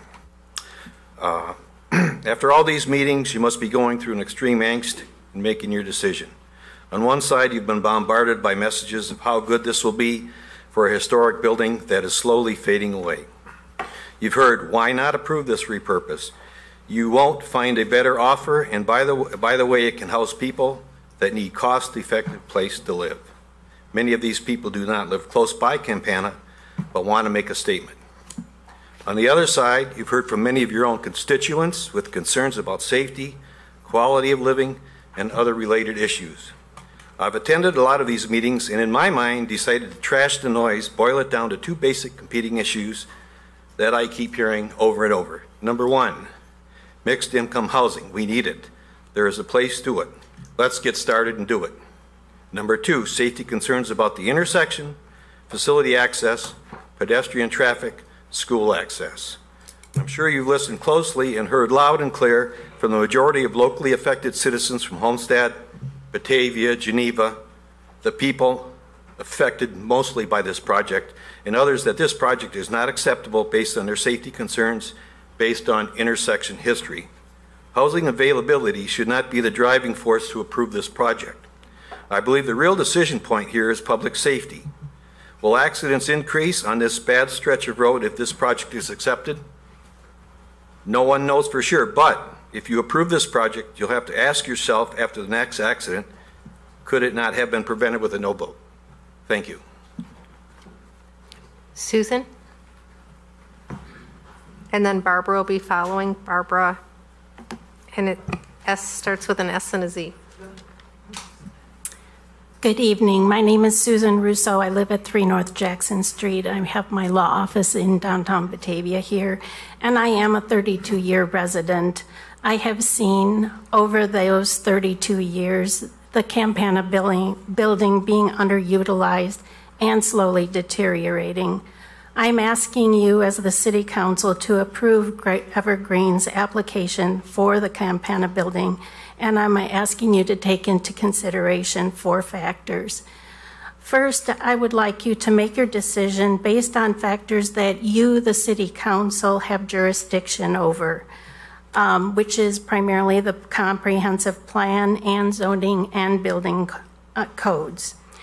All developers ask for modifications and variances to some degree. And Evergreen's requests for modifications or variances are relatively modest and largely driven by the historical nature of the building. I ask you to put aside personal preferences for such issues as the glass block in the building, so long as the proposal meets other standards. Second, I ask you to ignore the irrational, speculative, and emotional objections and criticisms that have been lodged against this project. One that I had heard before the Planning Commission was a criticism of Evergreen that they were going to be making a profit here. No developer, to my knowledge, intentionally proposes a project in order to lose money. Another is that tax credits are being used to fund the project. Thousands of businesses every year get tax credits to make their developments and build projects. If tax dollars aren't used and spent here in Batavia, they surely will be used and spent in Schaumburg and Rockford and Decatur and other places in the state. Another objection is to claim somehow that compromises are inadequate for historical buildings. The City of Geneva fairly recently worked out a compromise for the Geneva Bank and Trust Company to use the Pure Oil Station as the drive-through banking facility, and what a wonderful compromise that turned out to be. And then finally, I would like you to look at this proposal to make sure that Campana building is integrated as part of Batavia and Geneva communities. Make Campana a new neighborhood so that it becomes a vital and essential part of the communities rather than a lonesome misfit it has been for the past 40 years. Please. It's time. This is the first time I have spoken on this issue. And I just am asking you to do something historically significant, socially correct, I'm sorry, but and we need to- economically positive. Thank you. Thank you. Thank you very much for your time. Next name? Barbara, whose name starts with SC. Thank you. I knew it was something Polish-ish. Hello, my name is Barbara Zimplinski, and I've been living in this area for over 15 years. Can you speak louder and into the microphone? Oh, I certainly please? can. Thank you. Thank you. All right. I would like to see samples of the glass block windows that will be used in the building. But most importantly, I'd like to tell you that I've been working with people with disabilities for over 20 years, and I've been in many home residences. And I'm wondering how anyone with disabilities would escape one of these residences if there was any kind of hazard and the regular door was blocked for any reason. I can't imagine any of the clients I've worked with would be able to get out of the windows that you've shown in the illustrations. The fire chief can speak to, this is something obviously that we would not be able to approve without the approval of the fire department and our Understood. codes. So can you speak to that at all? I'm sorry. The chief's not here, but you'll. But That's the all right. the first part of the question is the glass block samples, but, I appreciate. Yeah, in any multi-tenanted occupancy, they're designed for rated means of egress with multiple egress paths, multiple stairways and things. Just like in high rises, windows are not a required means of egress for a multi-tenanted high rise or multi-tenanted building. The egress and life safety factors are designed into the building for egress, not for the use of exterior windows. And the window samples? The windows are the windows that you see in the building right now. The windows are not being replaced in the building, the glass blocks. But the ones that are being added? Those are the glass blocks that are coming from the back side of the building to replace the ones that are broken. You mean the front windows? The bottom. The bottom windows. The rectangular ones. It would be nice to see those. Well, thank you. Did you have anything else? No, I don't. Okay, thank you. Dallas? Hi, Kinnan. Good evening. My name is Dallas Hakinen. Thank you. And I'm a longtime and proud resident of Batavia.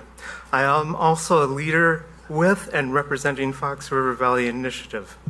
We support the proposed redevelopment of the Campana building.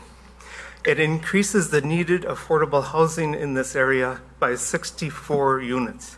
Needed affordable housing. This project also preserves a unique historical structure, which many Batavians and other neighbors value highly. The leaders of Fox River Valley Initiative want to leave you with a reminder of who we are. Fox River Valley Initiative is 13 Kane County institutions, faith communities, civic organizations, and social services.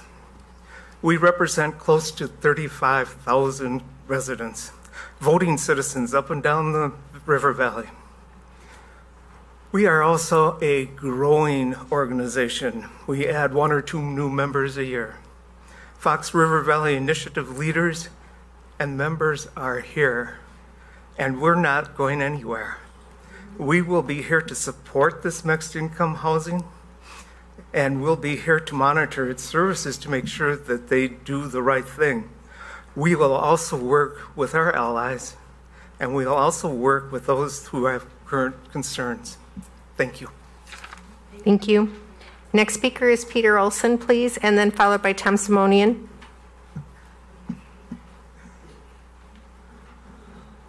Thank you for taking the time to hear me speak. I'm going to keep it short. I like brevity. Like a lot of people here and yourselves, I've driven Fabian, numerous times during peak hours, I've witnessed an accident, and I've seen the residual effects of a lot of accidents on that road. This is going to endanger it. Whatever the traffic studies are, whatever's happening, this is going to be an endangerment during the peak times. There's going to be cars that are slowing down to pull in, whether it's a right turn only. It doesn't matter. People are going to be speeding up around that intersection to get in there. What Mr. Block said was very telling. When you were talking about the windows before, you had mentioned the blocks, the glass blocks. The last thing he said was, I can't change those and keep the tax credits. Suzanne, yes, people do investments, commercial properties all the time, and they work around tax credits, all different kinds of incentives. But you don't risk safety. You don't take away people's windows, their opportunity to see outside because of a tax credit. They can do this product. We need low-income housing in this location. We don't need to squeeze it into a historic tax credit haven for the evergreen guys to make a little extra profit. They can make money by tearing this down and putting in a building that'll work for the residents there and the community around them.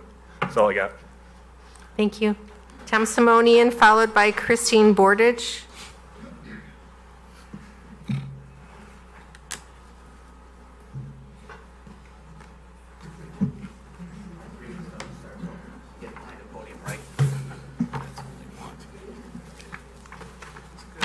Thank you, Tom Simonian. I'm handing out, and I apologize I didn't get it to you sooner, but I emailed it to you about an hour and a half before the meeting tonight. I promised you a market analysis study by the end of last week, and unfortunately it didn't get to me until today, so by the time I was out of meetings and got these printed, you now have them in your hands. It's a 35-page report. I have 2 minutes and 40 seconds, so I'm going to go through as quickly as I can the results of this. The objective of this assignment was to analyze similar affordable family rental communities in Chicago area suburbs with similar demographics to Batavia in order to evaluate whether the proximity to an affordable rental community had a negative or positive impact on the property values and determine the potential impact and the distance from the rental community that the impact was realized. And this will address two of your considerations that I heard tonight that were not discussed. The methodology, in order to meet the objectives of this assignment, we reviewed, when I say we, it's the company that I hired, same unit sales over a period of time with a close proximity to the affordable rental communities. In order for a property to be eligible for this analysis, it had to have been sold at least twice in the past 15 years, with the most recent sale within the past 2 years. It's important to note that many factors contribute to the home price appreciation, including location, surrounding uses, building conditions, motivation of seller, time on the market, regional economic conditions, etc. I then will ask you to go to page 7 for the key executive summary of key observations. Based on the data presented in this analysis, there appears to be a direct correlation between the proximity to an affordable rental community and the annual price appreciation realized in nearby neighborhoods. The impact of the annual price appreciation depends on several factors, which include distance from the affordable rental community, buffers from the rental community to the adjacent neighborhoods, type of access to the rental community. In all case studies, the median annual percentage appreciation within a half a mile, 0 to a half a mile affordable rental community was less than the average annual appreciation of the municipality in which it is located. And the median annual appreciation tends to return to an average municipal appreciation approximately 1 mile greater from the affordable rental community. So the impact is within that mile, and it's broken out between 0.5 and 0.6 in a mile. The median annual appreciation for Batavia is approximately 2.4%. The results of this study within that half mile shows that that number goes down by 50% to 1.2%, and within a 0.6 of a mile to a mile it goes to 1.8%, which means that a mile or more home over 10 years will $274,000 home will appreciate in $73,000, while homes within a half a mile of the subject will appreciate by only $34,000, and from a half a mile to 1 mile will appreciate by only $53,000. So you can see that a home outside a mile away is about 26.8% over 10 years, from 0 to a half a mile, it's only 12.7%. And I want to share with you on the next page. It's time. Can I just finish this, or can I ask someone for their 3 minutes? Somebody else with their 3 minutes can do it, yeah. Okay, the next 45 minutes are mine. I'm just going to do this real quick. I mean, you can all, thank you, by the way. The next page will show you what a mile looks like. You're talking about going west almost to Randall Road, going south almost to East Wilson, and going east all the way to the old jail. And I won't say anything about going north because that's Geneva, and we don't want to bring Geneva into this mix. But this study, in my humble opinion, should have been done by the developer.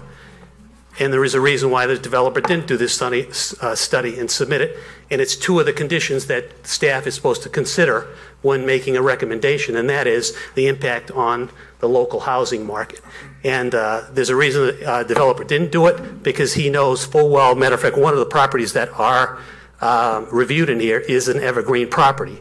So he did not do it because, or they did not do it because they know what the results would be, number one. Number two, I think staff should have done this. It's a critical piece of development like this, quite honestly, especially if it's going to impact potentially hundreds of homes. And so I'd like to have this submitted into the record. I'd also like to have the emails I sent you after the last meeting, when I only had 3 minutes, submitted into the records as well. And lastly, I just ask that you listen to the hundreds of folks from Homestead, the over 700 people on the online petition that signed against this, and the hundreds of folks that have been before you at this podium, who are your neighbors, your friends, citizens, and we're all in this together. And I believe that those are the voices that should ring the loudest, especially when you have hard data that says it's going to seriously impact our homes. Thank you very much.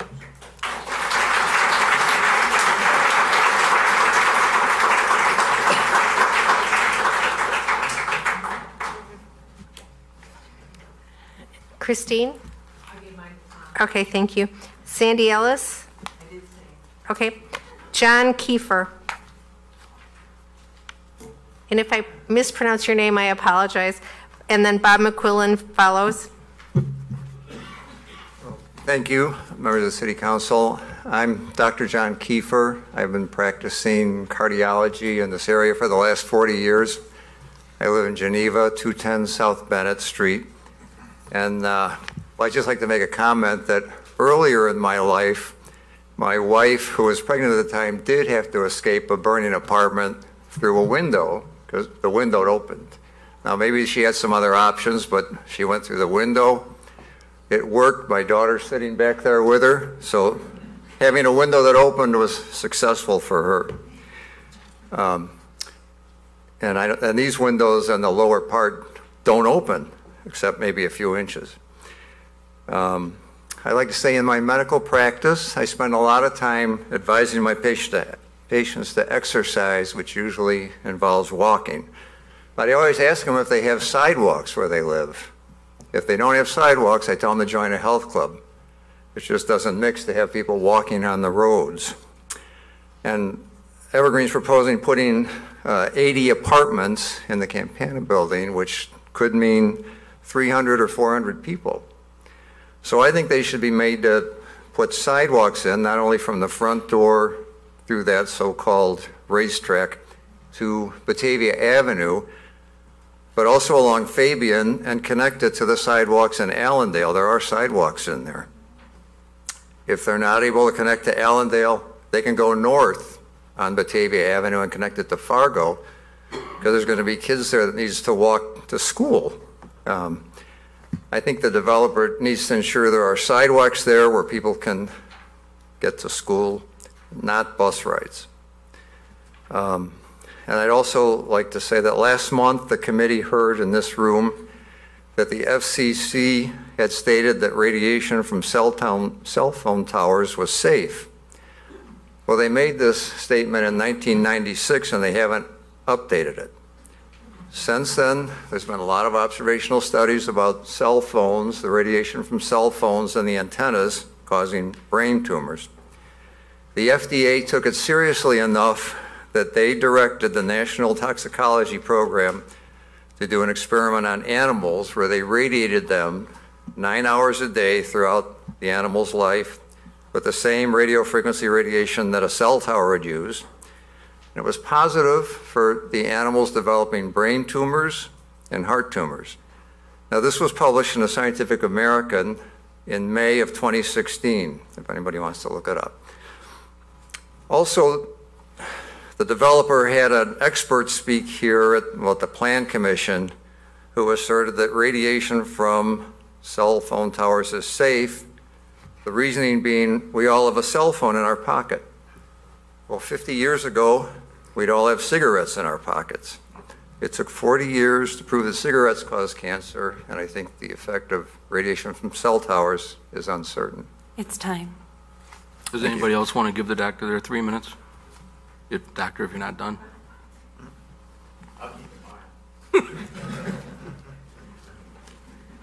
I can come back Thank later you. if there's time. Oh, I got it. Go ahead.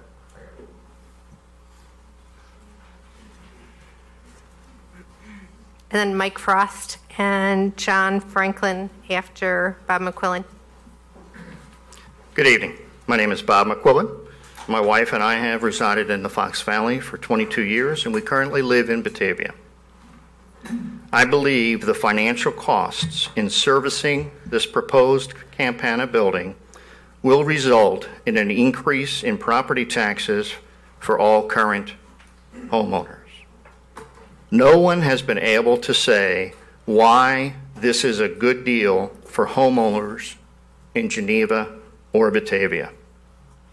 I certainly realize that Evergreen Realty is a for-profit company, but they are not developing this building out of the kindness of their hearts. Their goal is to make a profit. They don't care who lives in the building as long as they can make a profit. Normally, a new residential development decreases the property taxes, not raises them for current residents. Evergreen has made the following statements. No locally sourced tax revenue will be used. No, not in the building, but it's false because property taxes will be used by every taxing body to serve the residents. Evergreen's property taxes will increase 100%. Based on the selling price, that is an increase of $50,000. That probably doesn't even cover the Geneva Park District's increased costs. On August 2nd, I suggested that city staff request an estimate from Batavia and Geneva taxing bodies that are involved and what their increased costs will be. Has this been done? Without this number, you can't know if you are serving the best interests of current homeowners. The financials of this deal might work for Evergreen, but they don't work for the residents of Batavia and Geneva. My issue has never changed. No increase in my property taxes because a for-profit company wants to make millions. Admittedly, you have a very difficult decision, but please keep in mind you were elected to protect the interests of residents, not the interests of Evergreen Development. Thanks for listening to my opinion.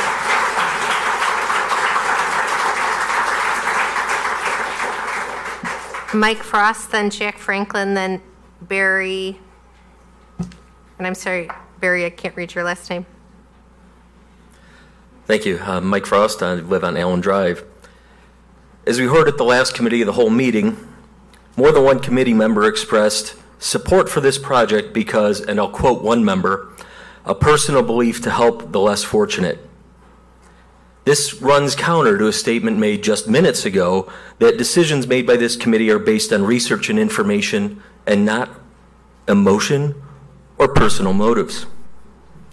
Other committee members shared results of informal straw polls of their constituents, such as, and I'll quote some more numbers, one person reported 92% against, 8% for, another said 80% against, and 20% for.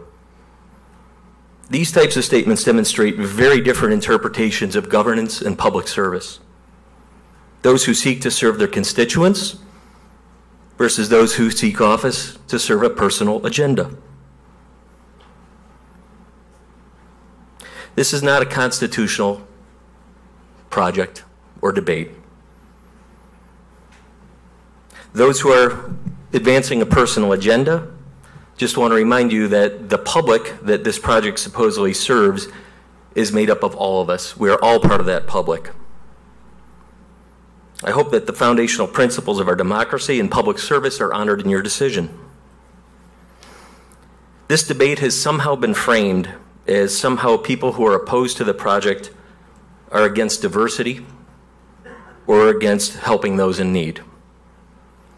I am not against diversity. I am not against helping those in need. I am against overcrowding in my streets, my schools, my playgrounds. I'm very against creating dangerous situations for everyone, including potential residents of this program or this project. I'm very against increased traffic on my street, Allen Drive. I've heard repeatedly that we will go to a right-in, right-out situation on this property. And even if we don't go fully that way, there will be signage posted that residents will not be able to leave that property and turn left onto Fabian. What's the route that these people will take in their traffic? They are not going to drive down to Randall Road up to 38 and down 31. They're going to go through my neighborhood where my daughter and her kids are. There is huge safety concerns. There is huge traffic and implication to the residents of the Allendale neighborhood that are being glossed over in a lot of the public comment. These things need to be addressed.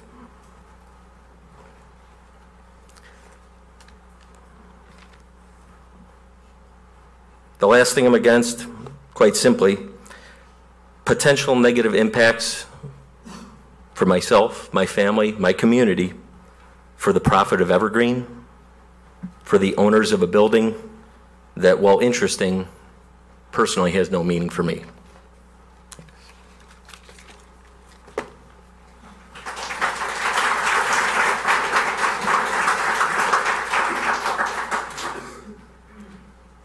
Mr. Franklin, and then Barry, and then Bob Vaughn.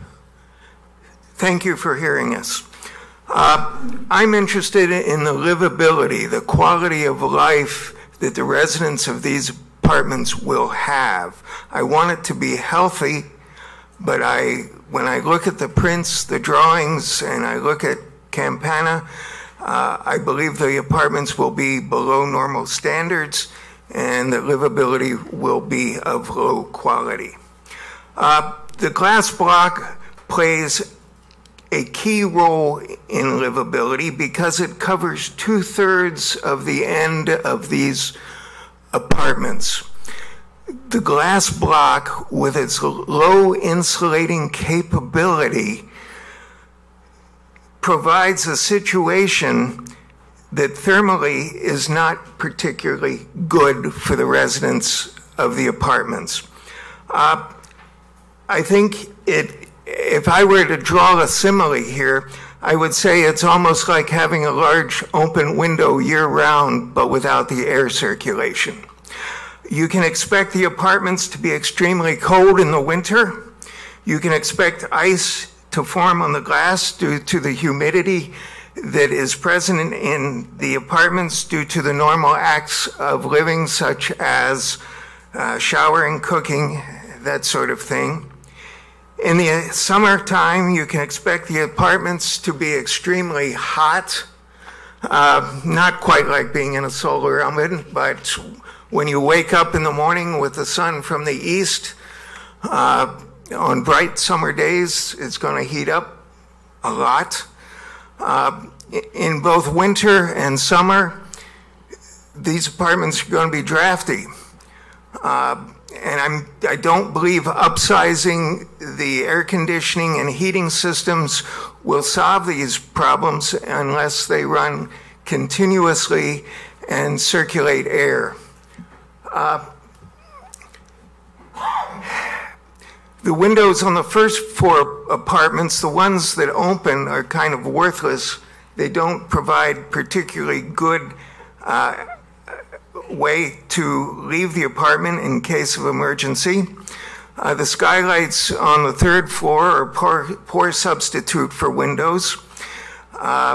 Egress, basically there is no secondary path of egress. If I were going to live there, I think I'd keep a 10-pound sledgehammer in the apartment just to break my way out. When it comes to parking, I've been a city councilman, I've been on the Planning and Zoning Commission, I've been a mayor. If you don't get the parking now and the drainage now, I doubt you'll ever get it. Somehow they seem to disappear in the ether. Thank you.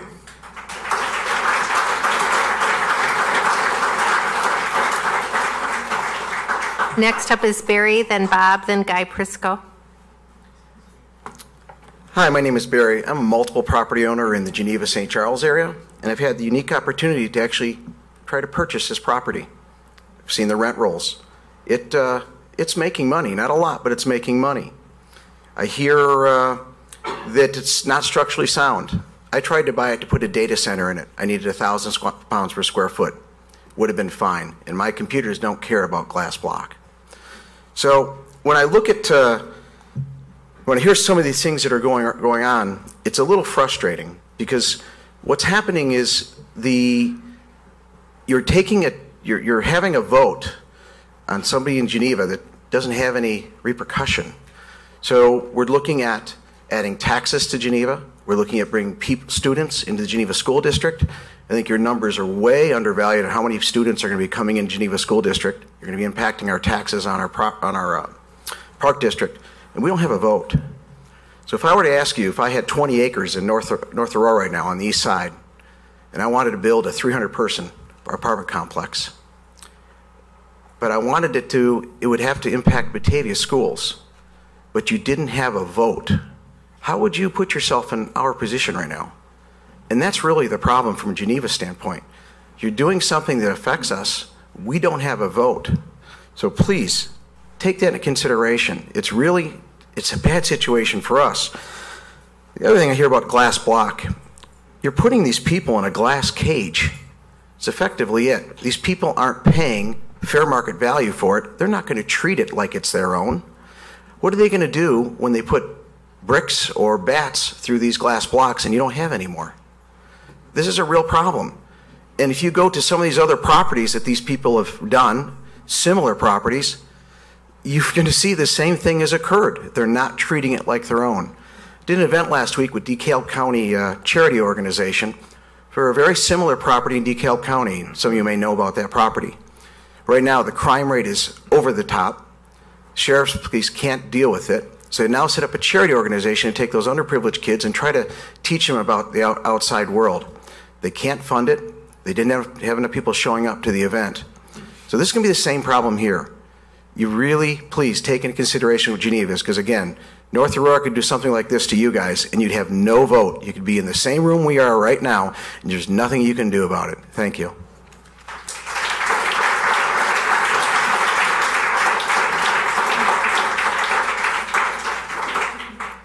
Bob Vaughn, Guy Prisco. My name is Bob Vaughn, 1301 Town, Batavia. I'm not going to give you a statement of fact. You've heard a lot of that. I just want to give you a couple perspectives from my vantage point. As a parent of a young adult, my wife and I have a 40-year-old son who is a client at AID, prospective tenant in this building.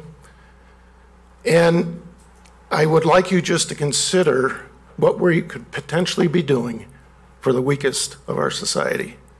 I think it's almost like institutionalizing them. The building is substandard. The fact that somebody can't look out a window, that rendering the top of the window is about the top of the couch. I don't live like that at home. My son doesn't live like that at home now. And I don't want him to live like that in the future. So that's that perspective. It's an emotion. It's not a statement of fact. I just want you to think about it. The second perspective I'd like to give to you is a little bit more factual. I spent my career, 30 years, managing the Fox Valley Park District. And I don't know if any of you Park District people have been here to address you, but I think it's important. And I think it's important because of the residents that are going to live on this property. And I'm specifically talking about kids. Kids will have a tendency to go where recreation is most abundant. They showed a tot lot with no size. I have no idea what size that is. In a 15,000 square foot play area. That's a residential lot. At the Fox Valley Park District, we would never, ever accept a playground, a play lot that small.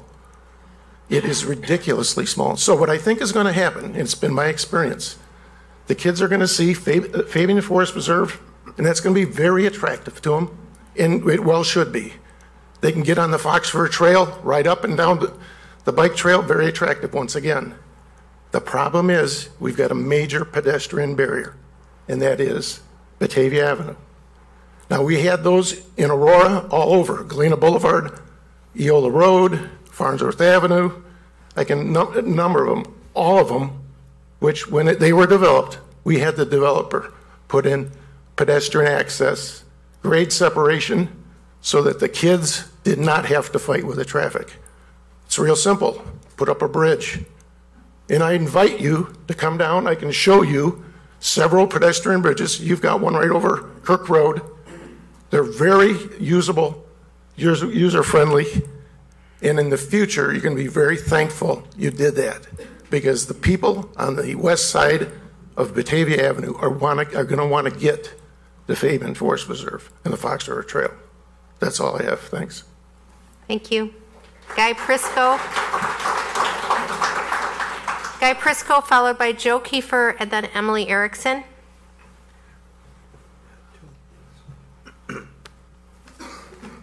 Thank you. I'm Guy Prisco.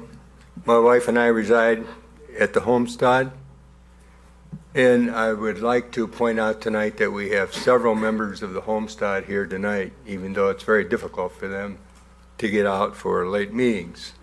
And in fact, I'd like to have them put their hands up so we can see how many of them are here.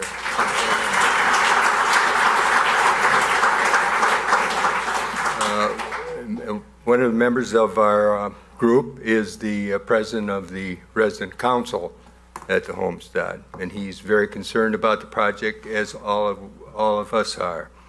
He also has a real heart for the handicapped and the disadvantaged.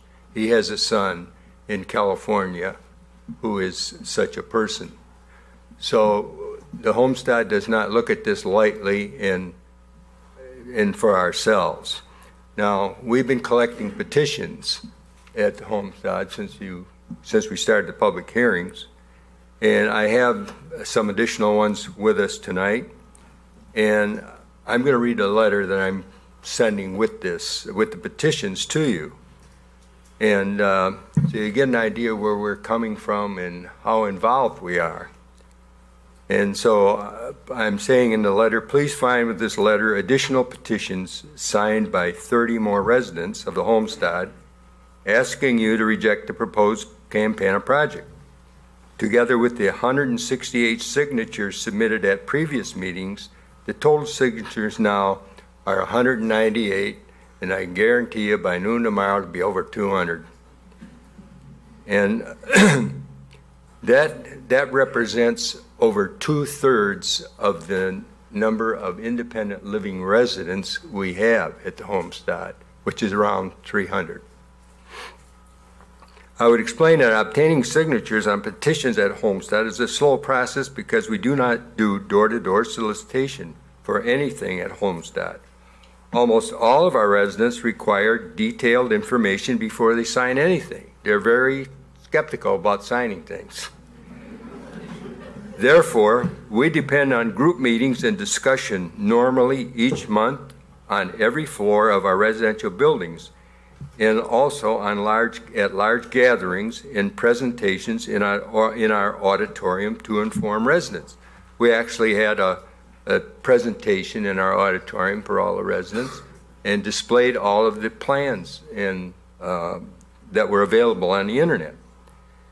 So I can't tell you how many residents in signing petitions have remarked that they want everyone to understand that they are not against subsidized housing for those in need, but they strongly believe that the Campana proposal is wrong because the limitations of the building for housing and the dangerous limitations of the site location would be harmful to not only potential residents, but also harmful to the neighborhood, including the homestead. Guy, I'm sorry, your time is up. Okay, thank you.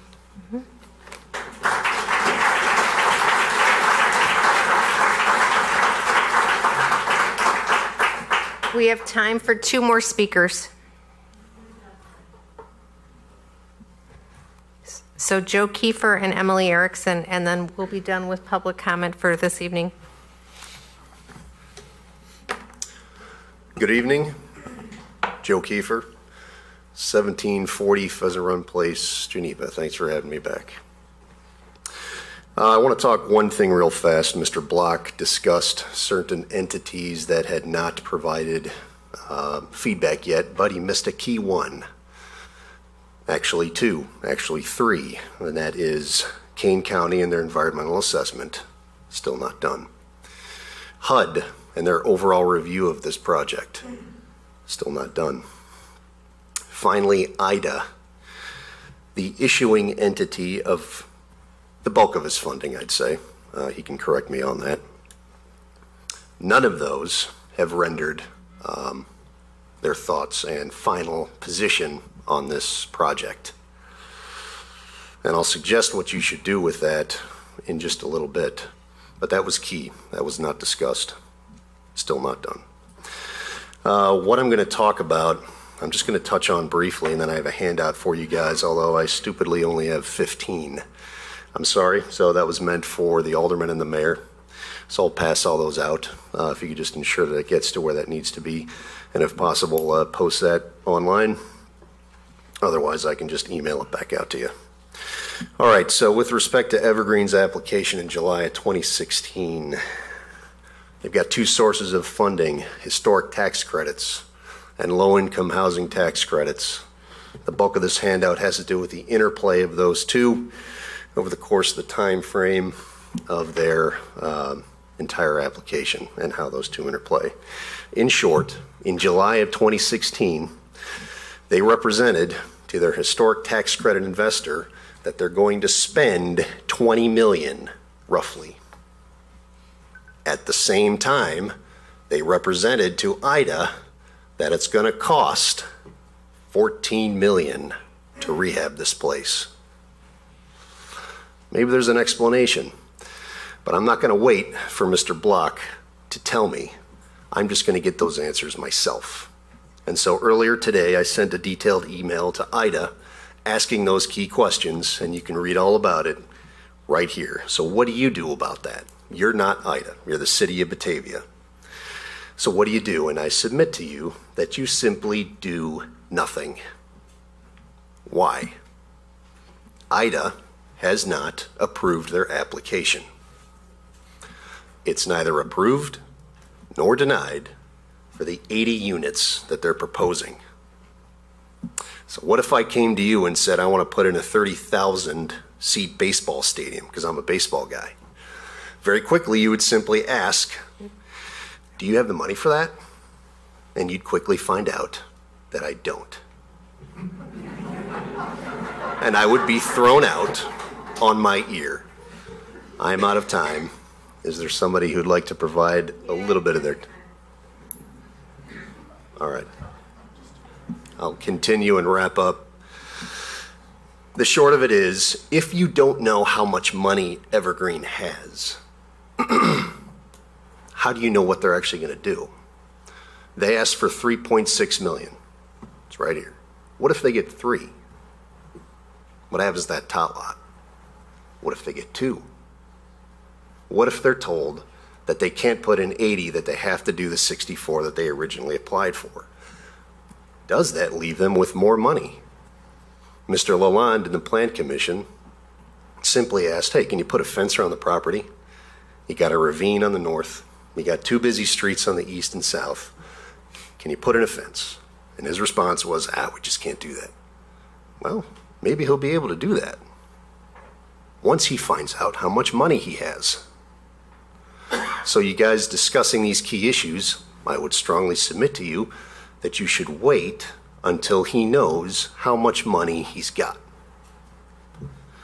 And that's all I have for you right now. I'm going to pass out this handout. Mr. Block can come up and respond if he wants, but I'm not going to ask him any more questions. I'm just getting my own answers. Thank you very much.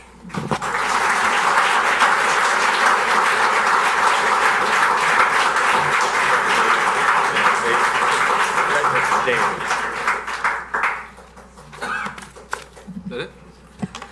We're out of time. One last. What was it? Okay. I have a couple quick questions that came up as I was sitting here tonight. My name's Emily Erickson, by the way. So my questions mostly are directed at David Block and Evergreen. First, I'd like to know if you could show us which units will be labeled as the market rate units and which ones will be the subsidized housing units, because I wonder if the market rates will have the more preferable units with the transparent windows or on the east or the west, and who's going to be stuck in the windowless units that only have skylights. So talking about those skylights, what will happen when it snows and how will those skylights operate? And is it appropriate for children to be stuck in a unit with no windows to see outside but a single skylight? My next question has to do with the medical building. And since it's privately owned, would they have to give sidewalk approval? Have you asked the current owner? And I wonder if we could ask Evergreen that. Have they talked to them, since that will have to cross in front of their private property? I also want to point out tonight that Evergreen told us there's going to be 2 solutions to their parking hang-up. One would be that there was a parking overlap, so when people leave for work, the commercial parkers will take their place. But then you said that you have the ability to assign parking if it's an issue. So how does that work? Are you going to put up a sign that says tenant parking from 5 p.m. to 8 a.m.? But then I guess you might have to ask each one of those tenants what their work schedules might be if they don't work a normal 9 to 5. I'd also like to ask the city whether or not you feel that the housing study presented by Tom Simonian will be considered tonight, since it is a LaSalle factor. So I think that we deserve that answer tonight. And I also want to point out that let's not forget that if Evergreen doesn't get approved for this project, that the tax credits they're getting will not be lost forever. In fact, they might be awarded to another developer that might find a development or a site that can be used to build 2 to 3 times as many units with those multi-millions of dollars, and therefore house 2 to 3 times as many families. Now that would be a win-win. Thank you. Thank you. Thank you, everyone, for your comments tonight. And now the City Council will continue to discuss. And I guess we'll go back to the first question, or the first point that's been a sticking point is the windows. The one thing that I just, since I'm talking, I get to talk first. The one thing that sticks with me through all of the public comment, through all of the testimony, through all of our own comments is anyone being forced to rent here? So if you go into an apartment, whether it's this building, 1 North Washington, a building anywhere in Batavia, Geneva, Schaumburg, it doesn't matter where. If you walk into it and say, I don't like this apartment, you aren't forced to rent it. That's part of how we choose where we live. So if you don't like the windows, can't you just not rent that apartment? This is something that I'm confused about, because we talk about these decisions, and that's something that I am kind of confused about. Mark? I guess the question comes down to, you're on a list to get to low-income housing, and a property comes up, and you go and you take a look at it. And you're like, wow, I've been waiting X amount of time, years, whatever it happens to be, I have no idea. And then the property shows up and you're like, huh, wow, that's not ideal. But I've been waiting for 2 years. But do we know those numbers? Do we know? Is that the procedure? Yeah. Not so sure that's a procedure. You have a Right. choice. You always have a choice. Well, of course you have a choice, but your choice may be that, well, I've been waiting, Well, and I that's need not to the live way it somewhere, so I guess I will. But I would prefer to have facts on that rather than just our speculation. I agree. I would like to hear facts on that because I don't know if I hear your argument. When you're dealing with something that is market rate, Right. You always have that option as the Exactly. consumer to purchase or walk. Right.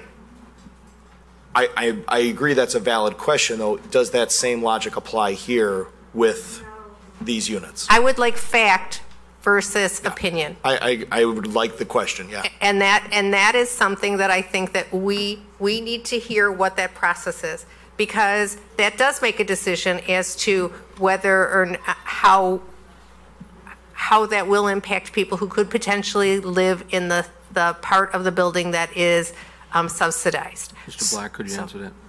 Mr. Black?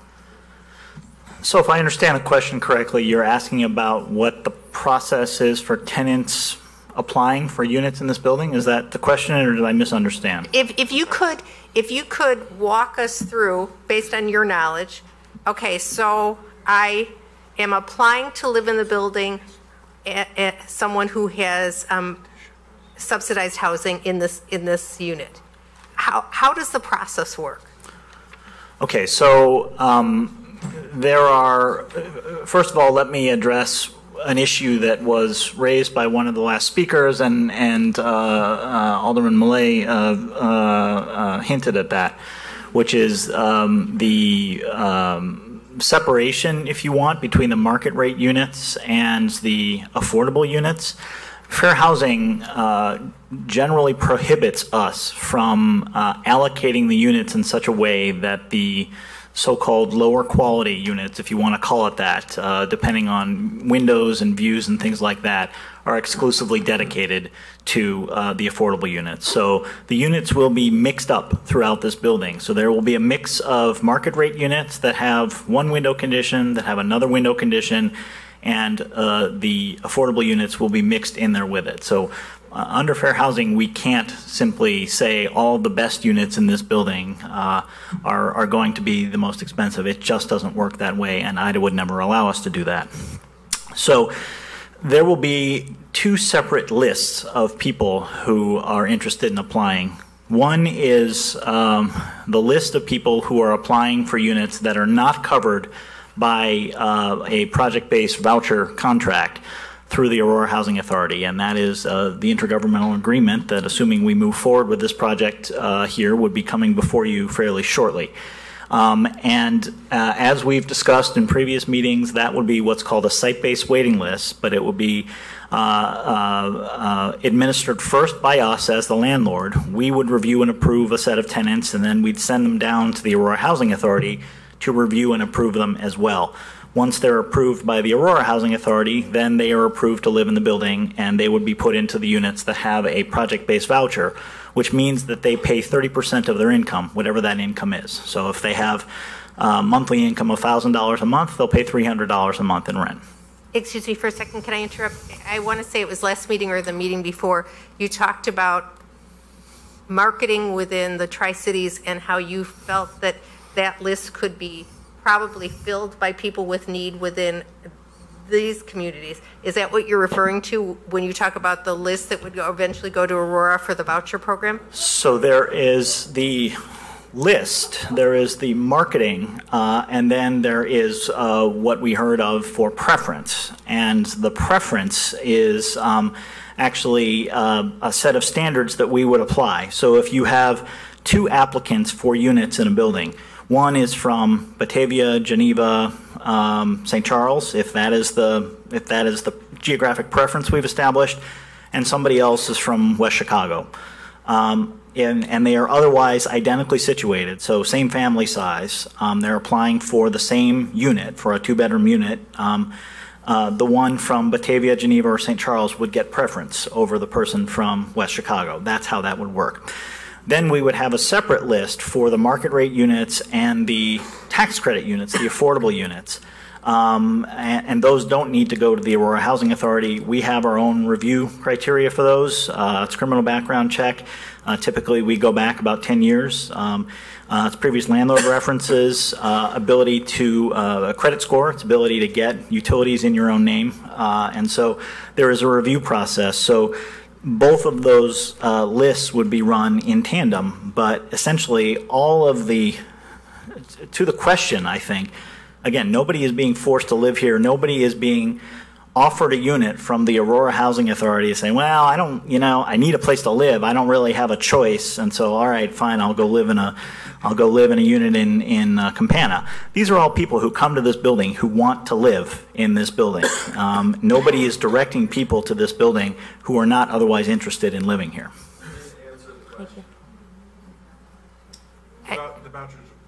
The vouchers are portable, though. You can choose whatever place you want to with one of these vouchers, and if I come and see your place and I absolutely hate it, I'm not forced to live there, I can take my voucher somewhere else.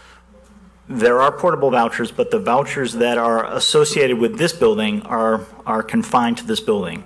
We also have tenants who may come with their own vouchers. Those are separate from the units that are run by the Aurora Housing Authority. So to answer the question then, if I hate your place and I have a voucher, I don't have a place to live, or I have to live? No, if you hate the place, you don't have to live here. I mean, if you have a... So can I ask a question? Hang on a second. The audience needs to give everybody, as I said before, the respect to answer the questions and make their comments. Most importantly, because if you're laughing, talking, or whatever you're doing, you can't hear the answer that we hear. So please allow the petitioner and the council to have our time. This is how we're going to make the decision, by having this conversation, not by hearing the rhetoric from the audience. And if you don't mind, I'd like to ask you to leave if you're going to act that way. Thank you. Tony, did I ask the question wrong? No, well, let me clarify what I was getting at was, and I think you did answer in a roundabout way, no one is on the list that doesn't want to be on the list. There is no authority telling anyone, your number's up, here's the voucher, you have to live here or go to the back of the line. That's right. That's correct. So, Thank you. So to get on the list to get into Campana, you have to go see it first. And you have to opt in. ask to be on that list to get into that building. That's right. Correct. So just like anywhere else, you're not forced to live there. If you don't like the configuration of the unit, if you don't like that it has low windows or tall windows or skylights, you don't have to live there. That's correct. Marty? You don't have to put I'm sorry. Go ahead. Yeah. But for our decision making, it's not about whether or not people want to live there. It's about whether or not we're waiving laws that we have on the books that affect whether or not someone's going to make that determination as to whether they're going to live there or not. Because I go back to what Ms. Russo said about the key important part that she had said is we want to see a project for the low-income housing that integrates into the community. That I 100% agree with, and that is why my thinking on all of this is the waiver of the variances and the modifications that we're doing integrate this parcel into the community. Can they get out from where they need to go safely? Are they going to have the same amenities and features and parking that would be anywhere else in town? Because parking is not historic. So that goes to, you put the parking in because that's what the code is. You don't have to waive that for historic privilege or this or that. Why we were being asked to consider the land banking was because it was a cash flow issue. Why would we waive a variance to not have enough parking because someone doesn't have enough money to do it now? And as was stated, do we have the financing in place? I'll take the two pieces of your question here. I don't know that we ever stated that the parking request was tied to our financing. The parking request was tied to our own transportation engineering analysis that said we were providing enough parking spaces, in fact, more than enough parking spaces. And again, going back to the highlight reel that the engineers hired by the neighbors agreed that the number of parking spaces being provided was adequate for the land uses that we were proposing here. As far as do we have enough money to do the project, the answer to that is yes. I'm sorry I had to run to the restroom really quick while Mr. Kiefer was speaking, so I didn't hear all of his comments, but I got the gist of them. And, you know, the back and forth with IDA and with the other agencies providing funding is just a regular part of the process. And IDA understands that as the project evolves, that they need a regularly updated set of financials from us. But we have a balanced budget. We can do the project as it's designed, and I think that's the only thing that's important. But I go back to, this is why it stuck with me, was I understand that there's the parking study that says there's enough parking. We have an ordinance that says it should be this amount of parking. And because of the fact, in my thinking, it's never been residential. So why would we not err on the side of caution of making sure there's enough parking? And I understood the logic, and if we can re-look at the video on that, where it was stated that the purpose for the land banking at this part was a cash flow issue, that as it went on within the next 5 years, there may be money available. But I know that in my head, I said, well, what if 1 month after this is built, we find that this can't park itself? Then what? Then we don't have that 5 years. So where does the money go? That leads to every single domino that goes after that. What happens with, if you don't build it right at the very beginning, then what? Then you put the parking lot in. Then what is the stormwater? Then where are the amenities going? If those things were prefaced on the fact that you don't have the cash flow at this moment in time, but it's going to happen, then it goes to all the problems that we could be having. People not having enough parking out on that area where you can't, if there's no parking for them, they can't park out on 31 and Fabian. They shouldn't be going over into Allendale and parking over there. They shouldn't be going over into Homestead, because that is what their concerns are, is going to happen if there's not enough parking. Susan? Lucy? I know this is about windows, but I guess I'd like to respond to that. I feel that the risk of having, we have places in town where we have legislated too much parking, and we have all this asphalt. And I would prefer, the projections are that they're going to need a certain amount of parking. Parking doesn't take that long to put in. It would be sad if we had all this asphalt out here that was never used instead of green space. So I see it as a trade-off. It's not an environmentally sound practice to put in extra parking if you don't need it. So I would be in favor of listening to the studies and saying, okay, and setting up a trigger that says, okay, once we know that we're going to need all this parking, and it's not going to lease immediately, there's going to be a trend going, and I don't know what the agreement is going to be exactly. Maybe you've set it up. I can't. I know they're triggers, but maybe it could be tightened. And then say, okay, then we need more parking. Maybe we don't need it all. Maybe we only need a third of it. But to have extra asphalt around is not going to benefit anyone.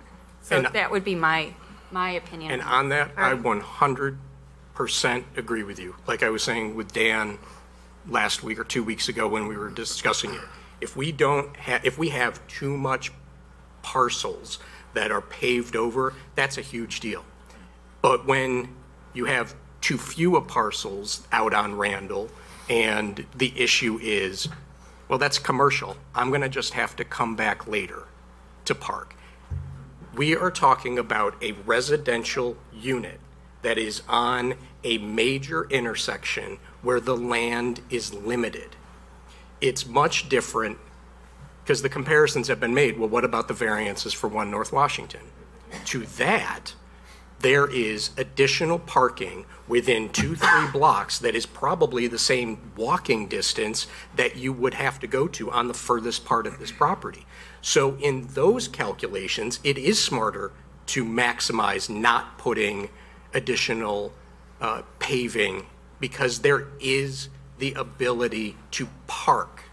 We do not have that. Aren't we talking about the land bank area, though, whether to build it or not? But right from the very beginning, we're talking about their study, but there's another study out there that says there's not enough parking, and our code states there's not enough parking.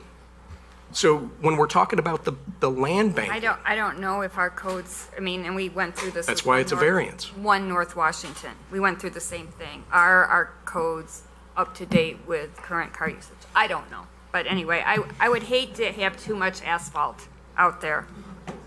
Dan? I agree. Too much asphalt would probably not be a good thing, but I'm curious. You can't go both ways here. Are you in favor of 300 spaces or 200 spaces? And is it a deal breaker for you if the rest of the group here wants 300? I'd be curious if we could do a quick show of hands. Do we need the 300 spaces? Or do we need the 200 spaces? Because I wrote down we have 8 issues here. We have 3 modifications and 5 conditions of approval. I thought we were talking about glass bricks. We're not. We're talking about parking. Well, let's back up and get through the let's get through the window issue first, because that's the first thing that we have to get by. If we can't get by the window issue, then it doesn't make sense to continue on going down the list, does it? I'm just saying we took 5 minutes of testimony just here on parking. So I know. So, Dave, how would you recommend? I would recommend, I think everybody's got their opinions and everybody's knows what everybody's opinion is. I'd suggest that if somebody doesn't like the way it's been recommended here by staff, the way it's written, that a motion be made to amend it. In what way? When it comes to the windows. Okay, we need to come up, if someone thinks that we need to amend the windows, I think that we're getting into design by committee, and so. Can we see samples of the windows? I mean, developers have brought in products in the past, and someone suggested that. The window is They're like the bottoms of these windows, just bigger. 2 feet by. Simple. 2 feet by It's a how window. many? But, all right, exactly how far do they open? And that's, It's a little less than 3 feet. It's about 2'9" by about 7.5 feet wide. We did show samples of the actual material to the Historic Preservation Commission. So, the HPC at least has seen what the windows look like. There's a pattern on that is designed to look like the existing masonry, and that was part of the historic overview. But we don't have a full-size window sample to show you today of how big they are. There's some tape on the outside of the Campana building that tapes off where those areas are, and you're welcome to drive by and take a look. I think the tape is still there. I think the other thing we have to remember is staff has made the recommendation because this was based on, or the ordinance is written based on commercial frontage. Oh, yeah. This is residential. I'm just going to make one comment about the glass block and the glass windows, and then we'll move on from me. I think we're getting maybe a little bit too hung up on the glass block on this. When we talk about the fact that there's not enough clear window on these walls, you look at this wall, and there's not a lot of clear window on this wall either. It's limestone with some windows. So, just because it's glass black doesn't mean much of anything, in my opinion. As far as the mechanics, as far as the mechanics of it go with the humidity and the ice and things like that, that's all things that the mechanical contractors and the owner are going to have to work out when they go through the building permit process and the plan reviews and all that kind of stuff. That's all stuff they work out. That's not things that we work out. So, I think we need to move on away from this window thing. Okay. And that'll be just a part of the consideration by the council when they make their vote. Okay. Marty? No, I was just going to say that we would just be asking to not approve the modification, correct? When we're taking a vote on this. I'm confused. When we're going through each of these motions, you would either vote to approve the modification or not. Because if you're not approving the modification, that means that You're saying that the zoning or the law must be followed, unless you have something different that you want to propose. Which is why I asked for a straw poll. Exactly. Yeah. I understood. I just have another comment on the windows. If they're approximately 3 foot by 7, or 2 foot 9 by 7.5, so roughly 3 by 7, that's square footage of 21 square feet. These windows here, that are about 3 by 6, that's about 18 square feet. So those windows, there's going to be 2 of them, are bigger than these, more surface area. On top of that, the whole wall is allowing natural light. I don't see the window issue as a deal breaker here, especially when no one's being forced to live there. Okay, so condition, the first modification is the windows. So let's take a straw poll and see how the vote would go on that. And Dave, how do you want to handle that? Do you want to do a roll call type vote, or do you want to do a show of hands? We're going to have to refer to council how you think we ought to handle this. Oh, yeah. Should we do straw poll? This one's a straw poll. Mhm. The result of tonight's proceeding goes to the entire city council final action. So a straw poll will give everyone some guidance as to what the ultimate decision might be. And you catch me a little unawares because I don't know what your practice has been on any other issue. Well, my concern was we're going to make 8 you all amendments. should consider that. We don't want to do 8 amendments. Let's take a straw poll and let's come up with one amendment that we all agree on. I hear what you're saying, but have we reached a point now where we have heard so much public comment, we have all had discussions, we have all, Do you need more than 15 hours? I don't.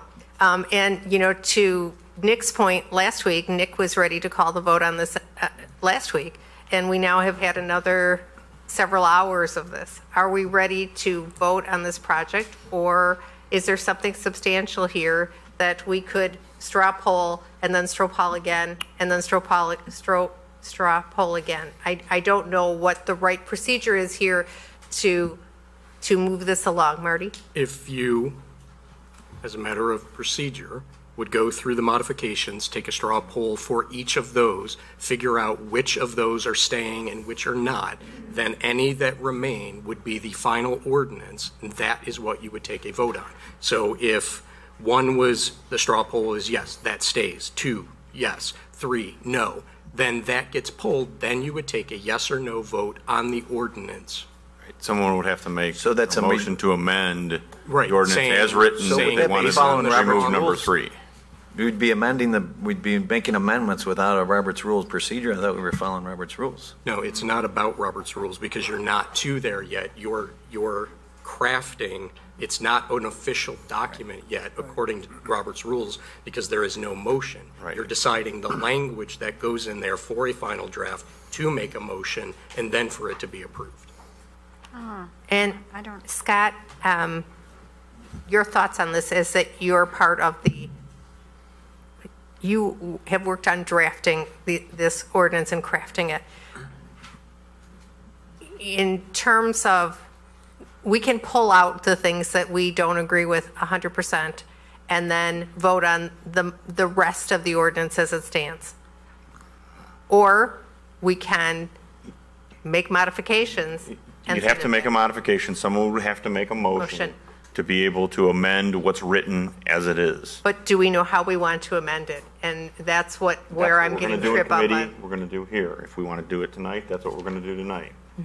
Or you can take a motion, second it, and take a vote on this. If it fails, then you're prolonging what you have to do, which is figure out which modifications you want to remove or add. It's skinning the cat six ways of. Okay. Yeah, Right. It seems way more thorough to go one by one. Absolutely. Okay.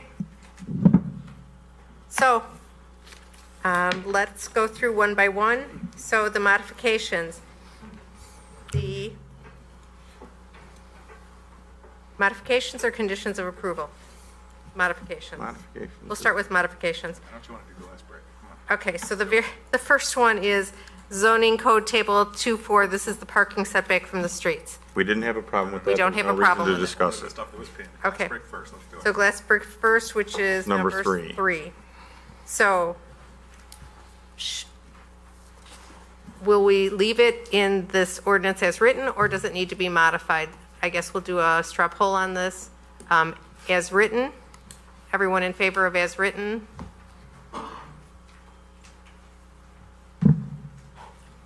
Nine.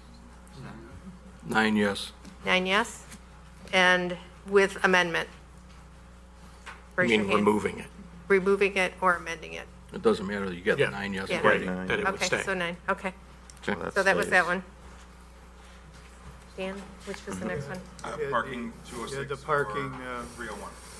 301 or 200. Okay. Can I, before we vote on that, can I just get clarification? Because somebody did bring up that, you know, if you don't get it now, it ain't happening. I'd like clarification, because in my view, it's not one or the other. We can start with 206. I want to know the There triggers are are written in multiple there. triggers. There are multiple triggers in the conditions of approval, including staff review for those triggers. Yeah, and if I may clarify, it's very discretionary the way it's written. You know, if we find that there's a parking problem, we can basically say, you're going to need to build it. If they don't build it, we can trigger the special service area to pay for it.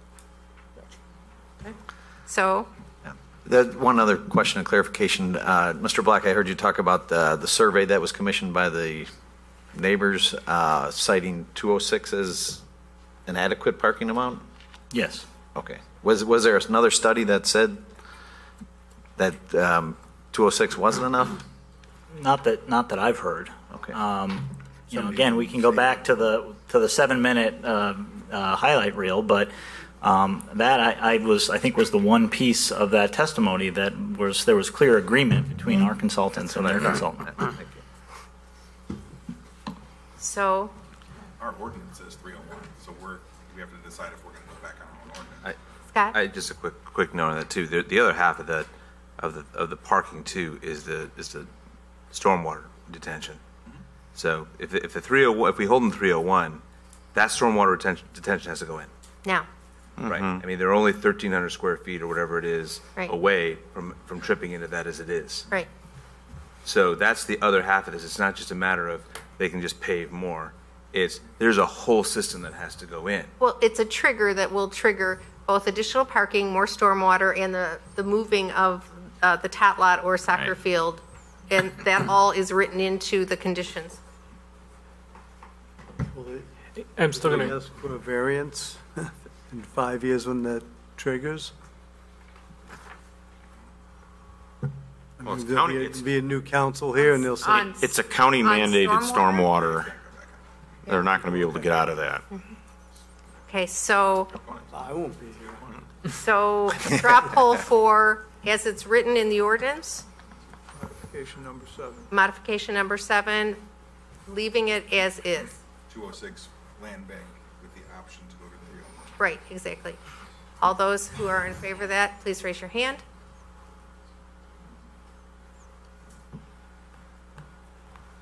Looks like we got 6 yes. Okay. So we need to have further 7. discussion. That was 7, 7? wasn't it? Do you want to make the motion? Raise Do it one again? more time. Do it again. Do it again. 1, 2, 3, 4, 5, 6 yes. Sorry. That's okay. Do we want to make motions now to modify this? Sure. Or we're there? Yes. Yes, let's get it done. I would make the motion that we amend this ordinance to include the 301 spaces, which would be including the land bank parking and the stormwater. Second.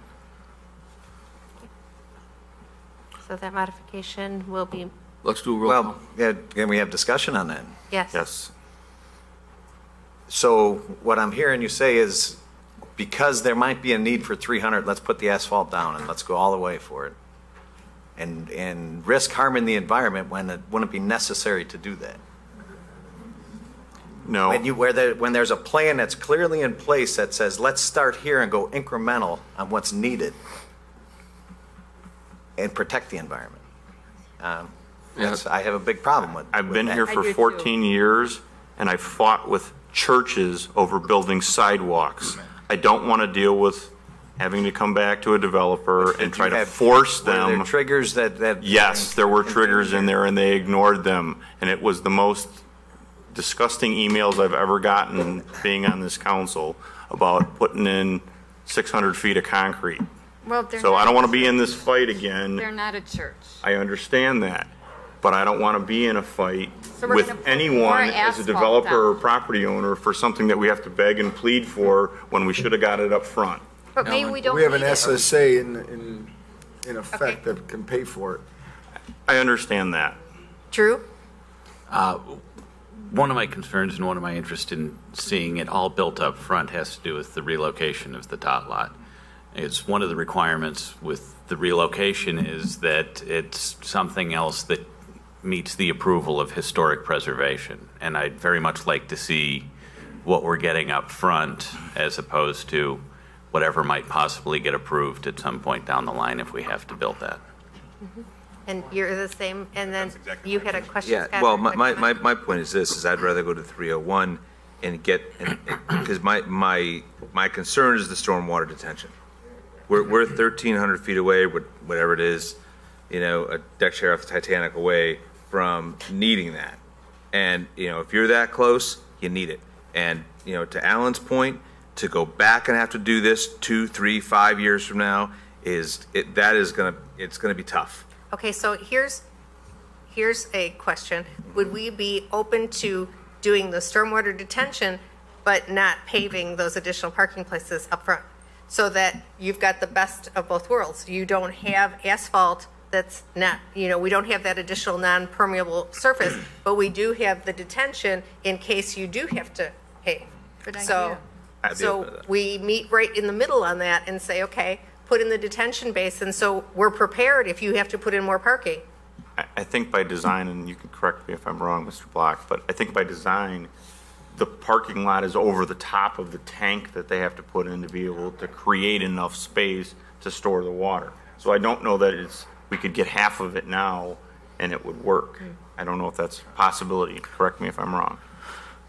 Well, I'll look to my engineers for that, but I actually think this is kind of an interesting idea because I believe that the stormwater system would still function correctly. It's just that there would be, instead of the pervious surface or the impervious surface over the vault and adjacent to the storage areas on the site, there would be impervious surface, but again, then the soccer field and the tot lot could be in the back of the site instead of having to go in the front of the site. So, Tim, you have a thought on this? This is Tim Brown, our engineer, our civil engineer from Erickson. Good evening, everyone. Can I just have a clarification on the question that can the vault go in without the parking on top of it? Yes, could you do the stormwater retention detention before any additional parking was ever used in the land bank area? Yeah, that detention vault can be, it's a concrete structure. That, if you put a soccer field on top of it, those kids are not going to be as heavy as cars. It's not going to, it's not going to function any differently. It'll just be over detaining because the runoff will be greater when there's more impervious surface. I think Hey, that's a Marty? good point. Yeah, I would just like to say, as Mike always brings up, that by not going with the stormwater planning right now, we're not protecting the environment because you could look at it both ways. As we have more issues with flooding and stormwater in this town than we do with too large of a parking lot causing environmental concerns. So would that be a compromise that we could potentially amend this agreement and say, put in the stormwater now, but don't put in the parking until it's necessary? So the only difference is in cost is just paving it at a later date. Right. I think that's a good meeting of the minds there. I'd support that. Thank you. Okay, so, Okay, so a motion was made, so it needs to be amended. I was going to say I can withdraw that motion. Withdraw it, yeah. Ever seconded? I don't No. think so. Yeah. So- He did second it. Oh, sorry. So you withdraw the motion? They both have to withdraw. I'll withdraw that motion. Withdraw. Okay. All right. And I guess I'll make a motion that we would require, what's the number? Modification number What you could do is you could add that. Modification number 7, that we would add to that we would like the stormwater management plan enacted now. Immediately. Scott? What you could do is you could add that as a condition of approval to have the stormwater detention built at this time. Okay. Okay.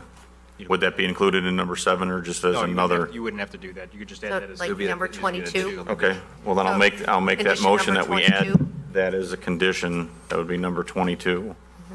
Second. Motion by Wolf, second by Saron. All in favor? Roll call. Okay. Roll call. Jenny? And that was Wolf And and Saron? Saron? Thank you. Mhm. Wolf, Aye. Salvati, Aye. Brown, Aye. O'Brien, Aye. Callahan, No. Meitzler, No. Malay, Aye. Ewer, No. Saron, Aye. McFadden, Aye. Rosado, Aye. Atack, Aye. Stark, Aye. and Chanzit. Aye. 11 A's, 3 nays. Motion carried. Thank you. What's the next one? Wireless. The wireless tower. Is that next, or is the landscape around the sign? Landscaping. I just, I'm going based on Dan's notes. So I thought we were on modifications. we're in the modifications number 8, which is the landscaping to waive required landscaping for the sign to be erected. yeah. My bad. That's okay. My computer ran out of battery. So number 8, let's have a discussion about the landscaping. Is there a proposed landscape plan? Have we seen it? Has HPC or, It was submitted as both part of the Plan Commission and the HPC submission, so both bodies have reviewed it. And this language kind of came out of that discussion, if you will.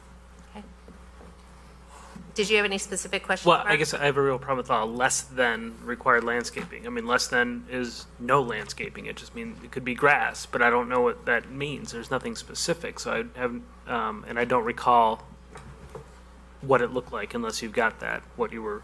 If I may, the difference is that some of the elevated landscaping, like trees and things like that, wouldn't happen because of the confined area where the sign is being proposed, but there is a landscaping plan that is part of the ordinance that would be adopted as part of any approval, so that we would be following the actual landscape plan that was approved. It's also noted under the conditions, item number 12, that the city staff has the approval for the site landscaping at the sign. So it isn't going to just be shoved under the carpet. There's going to be some landscaping. Right. There Which was is, which is typical of what we do. City staff normally has Design review of that. And there was a landscape plan submitted on June 30th of this year along with the packet? Yeah, I just don't remember exactly what that specific thing looked like. So. No, me either. So we'll make sure city staff at least ensures there's plantings there. Absolutely, right? they will. Absolutely, not just grasses and things. Okay, so should we, let's do a straw poll on that one. All those who are fine with number 8 is written, raise your hand. Okay, it looks like that was unanimous. Did I? Okay. Okay, so then now we're number 10, which is the wireless communication facility structure and the approved certificate of appropriateness for the building elevations. And we needed to have some discussion about the towers, the cell phone towers. Marty, did you want to continue your thought process on that? No, I would just say in this circumstance, we're talking about it being already existing there, but it wasn't residential before. It's going to residential. So the fear is that another pole would go up somewhere. Well, I don't care if another pole will go up somewhere, it's just not going to be on residential, which was what the ordinance stated. So we can either grant this and then remove that out of our language from here on in, because I don't know why we would then keep that law on the books. Because if you're saying it's okay in residential for one area to not put up poles, then it can go on any residential anywhere you want because you've already allowed it that way.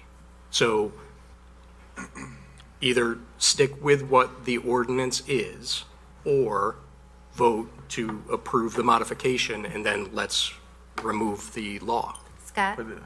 The intention is to not allow it to be on single-family and townhouse type projects. That's really the intention of it. It's not, we don't have a lot of tall multi-family story buildings. So that's not the intention of it. So it may be that we need to adjust the language in our ordinance to address that more clearly. But, it's not unusual to have antennas on residential buildings. There's hundreds of them in the city of Chicago. I've lived in one before. You have cell antennas on residential buildings. It's not unusual. So to Marty's earlier point, if One North Washington is built and that elevation is high enough to be able to support a cell antenna reception, would that be something that our code currently would support or does not support? It would not support it right now. They would have to come back and ask for a deviation for that. And that's my point. I mean, I know that we say it's not the intention. I don't care if we're talking about what the intention is. It says single family and multifamily. It does not make the distinction between small single family, tall single family. It says multifamily, single family. That's it. That's what the language is. Are you we want to concerned change. about the health risks? What is your concern about this? Precedent. It's a law that is on the. Think of the other projects where we've issued so many variances, whether it's McDonald's or Walgreens or One North Washington. This is part of the process. As I was saying, we have not approved all the variances all the time. Well, many. We have not approved all the variances, and this is the first time that this variance has come up, and we can either make the distinction now to say yes and pull it and then wipe it out of the code. Well, would it make sense to change our code to renew construction? Mike? Are we going to entertain the good doctor's thoughts on cancerous causing? How many cell phones are in your pockets? I need to interject on that particular point. Okay. I've mentioned this before. The doctor raised this at the HPC meeting. RF radiation is not something that we can consider as part of any of the zoning application here. We are preempted by FCC from doing that. It has nothing to do with, anything that is regulated for that is through FCC. We do not have the authority to regulate it on that regard at all. Thank you. Marty? Yeah, and that's why I didn't answer Lucy's question about the safety issue or the health issue. I'm not saying any of those things. I'm saying that it is against the code currently to have cell phone antennas on residential buildings. Mm-hmm. That's it. I say we do the straw poll and revisit that as a separate issue on another further meeting as far as amending that. Correct. Okay. Code. Great. Okay, so if you're in favor as of number 10 as written, please raise your hand.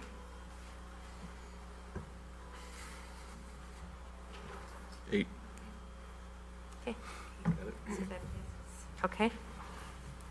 So now we're in the conditions of approval. Were there any? Okay, what's the first one, Dan? Transportation where feasible? Oh, that's right. The first one was transportation where feasible for events, and that was something that you said that we would, it could be a comma or it could be removed. What number is that? Number six. Number six. Six. Here. Condition. Where are we?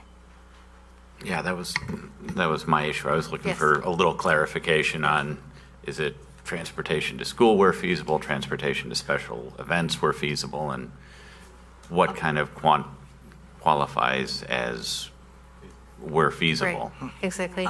I think, we have always committed to bringing kids to and from school in the morning and, at the end of the day. So it could be just a 4 classes, comma, and school special events where feasible. That does kind of leave the question open about feasibility. So the van works for the fun fair, the van works for the ice cream social too? It certainly could, yes. So who drives the van? We have a number of staff on site, and so we'll make sure that somebody on staff who's designated to be the driver will do a careful check on their driving record and all that. So. But as needs arise, you'll get in the van and drive Yes. a host of children to ice cream socials and their parents. Okay, so what do we need to add a comma? What do we need to do to this? Yes. Scott, can you tighten that language up? If you want to just say comma where feasible, or I think they also said they agreed to deleting that. I think I'd like to see it where they're Delete. definitely driving them to school. Yes. And special events where it's feasible. Obviously, there may be. Yeah, okay. some Mark? things. For the life of me, I cannot find the letter from the school district. I thought they were saying this is okay as long as sidewalks are built, but I can't find the letter for the life of me. The school district did ask for a sidewalk to be built along Allendale. That was part of their request. Where that's further down. So they were good with. But the township said no. That's another condition. We'll get there. Yeah, so we're kind of stuck in the middle there. Correct. Yeah.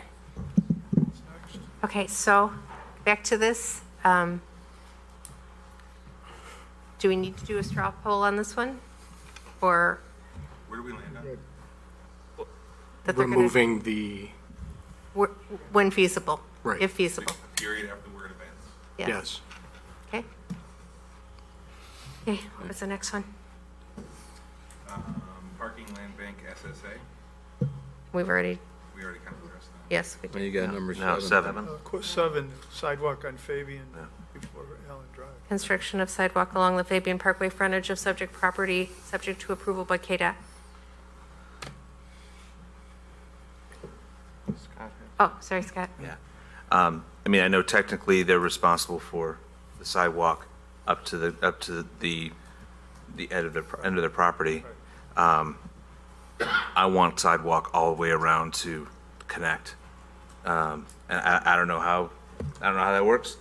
I don't like the idea of a sidewalk ending at a private residence and then kids having to wander out into Fabian and around to Allen Drive, or We don't have a lot of control over that. I understand that. Yeah. But this is, to me, this is an area where it's incomplete, and I'm not sure what we do with it. But the fact of the matter is this is a safety issue.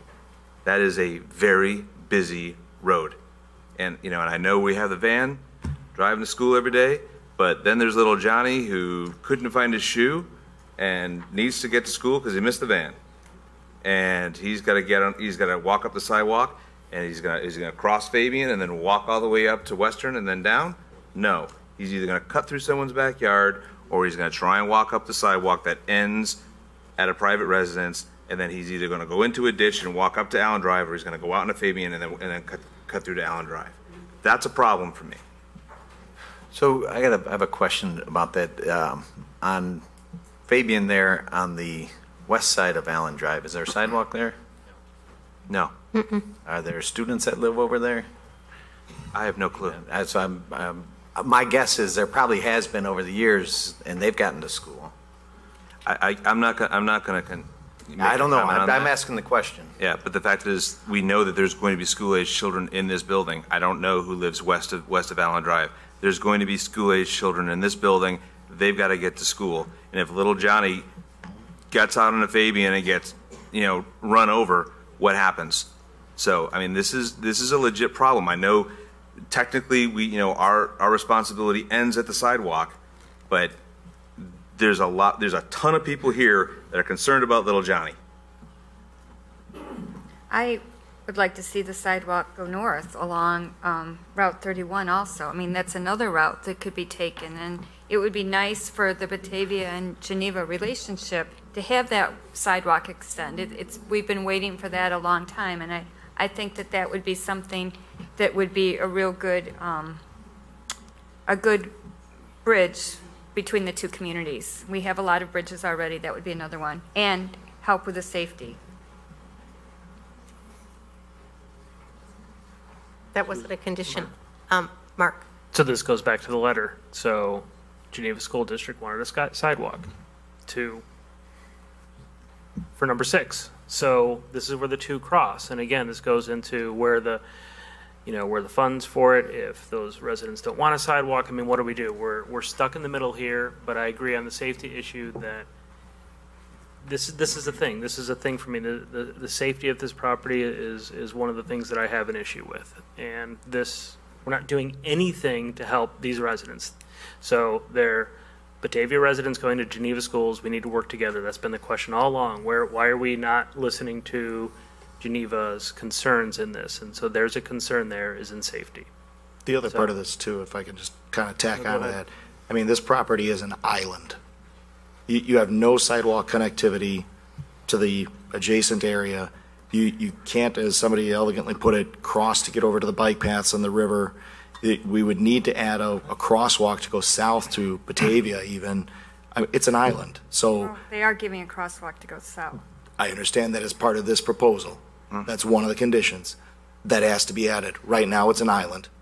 Oh, I agree. And, the idea of putting a bridge there's a lot of land at that quarter.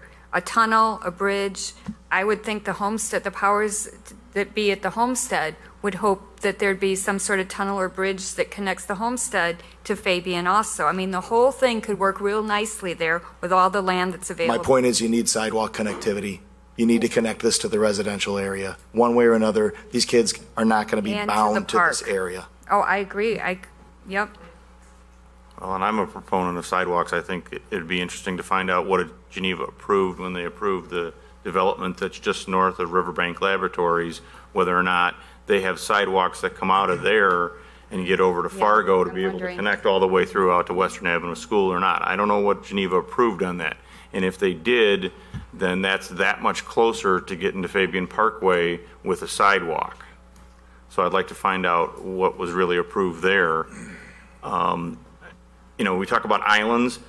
The Highlands, not to play words, but across the river, there are no sidewalks throughout the Highlands. And people for 50 years or more have been able to get to schools, have been able to walk through the neighborhoods, and, most of them are bused because that's all Geneva schools. It's another thing that some people don't realize, that that's an island in Batavia, that's Geneva schools. Yeah. I grew up in Geneva Park District, but Batavia schools. So I rode my bike all the way from Wenmouth Road in Monterey to Western Avenue to the Geneva Pool. One, it was nice, it was heated. And then two, it was always fun because we could go into Geneva afterwards. So the fact of no sidewalks, I made it through all that. Yeah, but that's in the past, and I reserve the right to get smarter. So if we've done something wrong in the past, it doesn't mean we continue. And that's why I'm it. saying sidewalks are good, and I think we should, try to get as much sidewalk as we can out of this. But to say that we have to put a sidewalk all the way to connect a direct line all the way to Western Avenue School, there's Geneva Township that's located all around through Allendale that doesn't have sidewalks. They managed to get there. I'm not disagreeing with that, but again, I'm going through the couple hundred pages from our first meeting trying to find that letter. But that's what the school district wanted. Right. So how do we resolve that issue? If it was the Batavia School District, this would be pretty easy for us. This wouldn't be much of an argument. No, not necessarily. Not necessarily. It's taxing, but that's my point. Is these areas are not congruent. I live in townhouses. I've said this before. By the theaters. I live in the city of Batavia. The Geneva Township boundary is in my driveway, so I'm actually in Geneva Township. I'm in Batavia schools, but my Batavia library card I can't have because I'm in the Geneva Library District.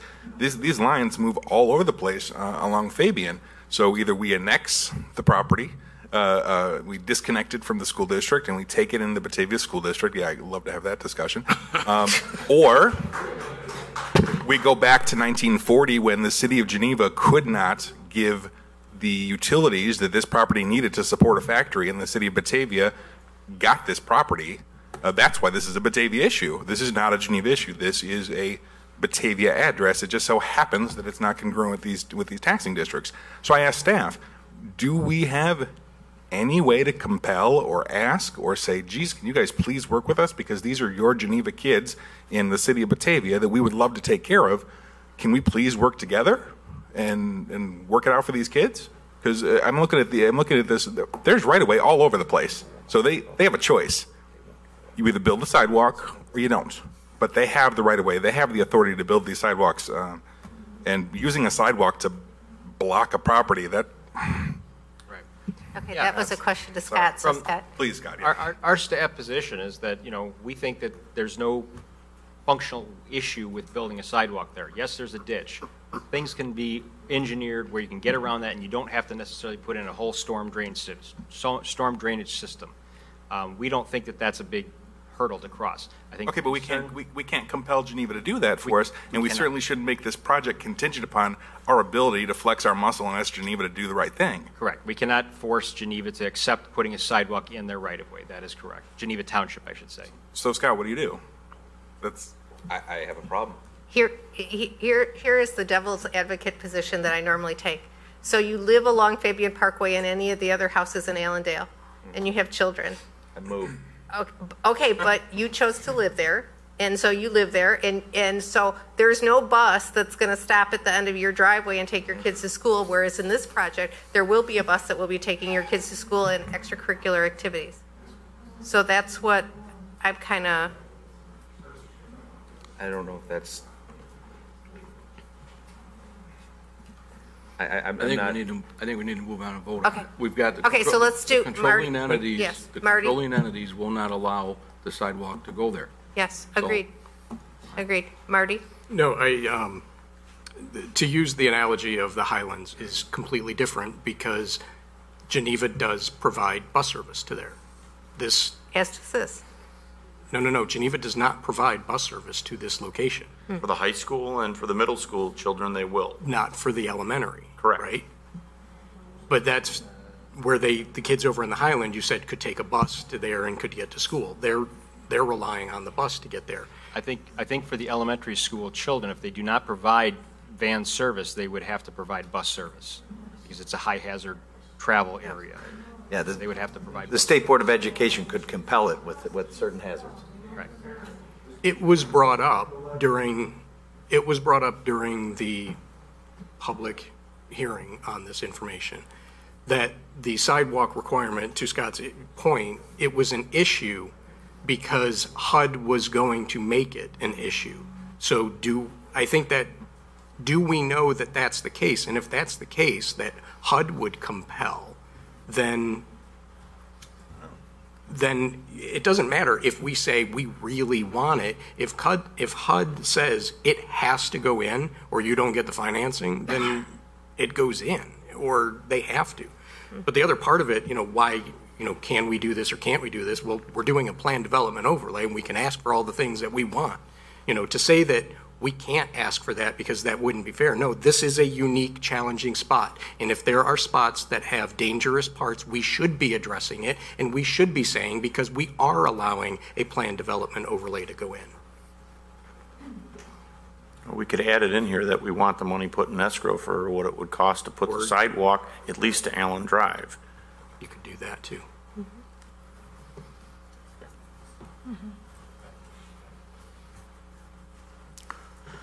I mean, I don't know what your comment about HUD was referring to. I don't know that I ever said that. HUD will not compel the construction of sidewalks. So Not you. It was brought up as a point from someone, I don't remember who it was. I've been working with HUD for 25 years. I've never had that happen.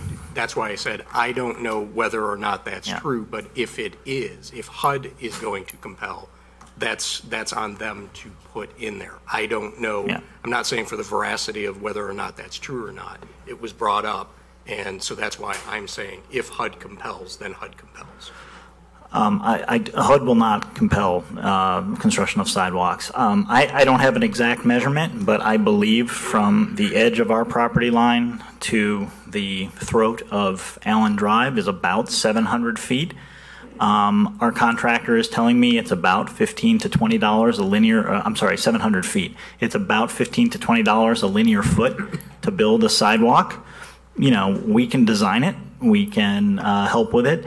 I will say that KDOT looked at it, and there is a drainage structure there. KDOT was okay with doing what's called a carriage walk, which is sort of avoiding the drainage structure there. So if, you know, pick a number, that's about, you know, $20,000. We can round it to $25,000. If you want us to put $25,000 in escrow to help the city address this issue, we are willing to do that. But we've been very clear in these previous meetings that our intention is not to impose ourselves on neighbors who are already unhappy with this project. So I think that you know, if the city is interested in building this, we're happy to put that money aside and you know, help as best we can. Does that satisfy your requirement? Okay, so My question is, if it's in escrow and the sidewalk never gets built, how long does that money lay in escrow? that's a good question, Dave. Scott, do you have an answer to that? Presumably, if it's an escrow, the city would hold that money and we keep it until we use it. In perpetuity. Could you put some type of a clause in it? I mean, if you do this, could you put a clause in it where it would stay in escrow for, say, a time period of 5 years with the intent to construct a sidewalk on the north side of Fabian Parkway to Allendale Drive? If within that 5 years it isn't done, it could be put into our regular sidewalk program and funds could be used elsewhere? Or would you have to reimburse the developer for that? You could do that. I don't know if the developer would want his money going elsewhere other than the intended sidewalk, I suppose. But I mean, I think there needs to be some type of a sunset clause to it where right. you can't just lay there forever. Right. I mean, you can do it either way. I mean, you can leave it in escrow, but, you know, over time, we're going to, you know, forget what that money was really intended for. So if you don't have a relatively short time frame to say, okay, we're going to build it in 5-7 years, then it should be refunded. I think that would be fair myself. I agree. So you refunded sunset in 10 years. Doesn't get the sidewalk built. Second.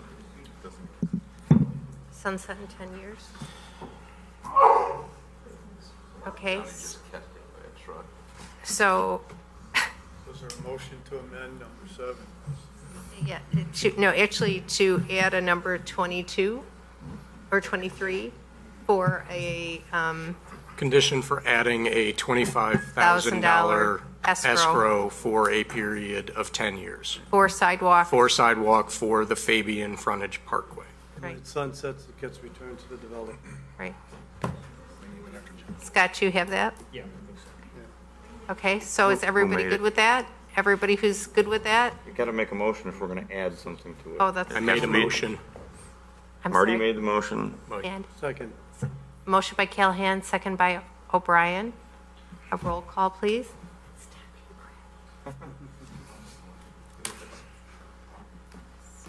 Made by Callahan, seconded by O'Brien.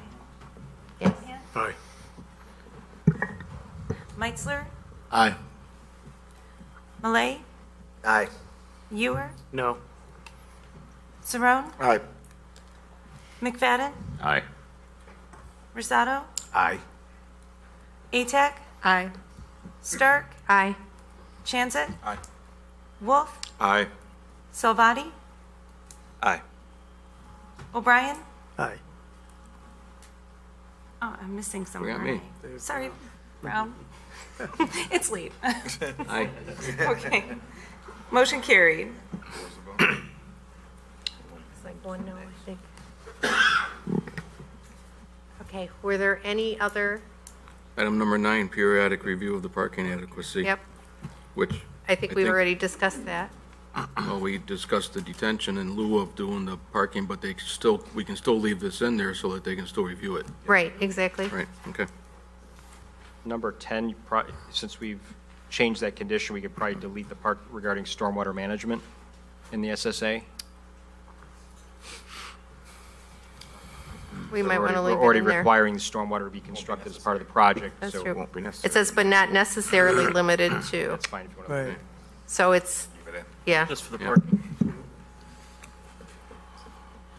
Any other things? Item 12 was the landscape plan. We already just addressed that. Discuss that? Yep. 15. 15, wireless communication. We've discussed that. Okay. 17, subject to city staff approval, construct sidewalks. We just hit that. Yep. That's all I got. Then we were going to add item 22, which is the stormwater to be Okay. included. 22 and then 23 is the parking escrow, or not parking, sidewalk escrow. Okay, so have we addressed all concerns on this? That was part of 7, wasn't it? The escrow? We have clear majorities on everything except for Yes. Yeah. Yeah. Jenny, did you have any questions or anything else? I think Mr. Buning had a question, if that was Scott, did you have a question? I'm sorry. I was just trying to clarify the south, we already decided on the south, right? Yeah, okay. Okay, everything good? Okay, so, yes. Can we just go back to 15? I know Scott says the FCC tells us we can't legislate against them. You know, I really don't care about that, you know, and I know I've been asked how many cell phones I have in my pocket, but, you know, it's just thinking of the future, and like the doctor said, with smoking, just maybe we can get around it without legislating against health, you know, but I think health is important. But I think that we're prohibited from making decisions based on that. On health, so let's not make the decision on health, let's just make the decision with something else.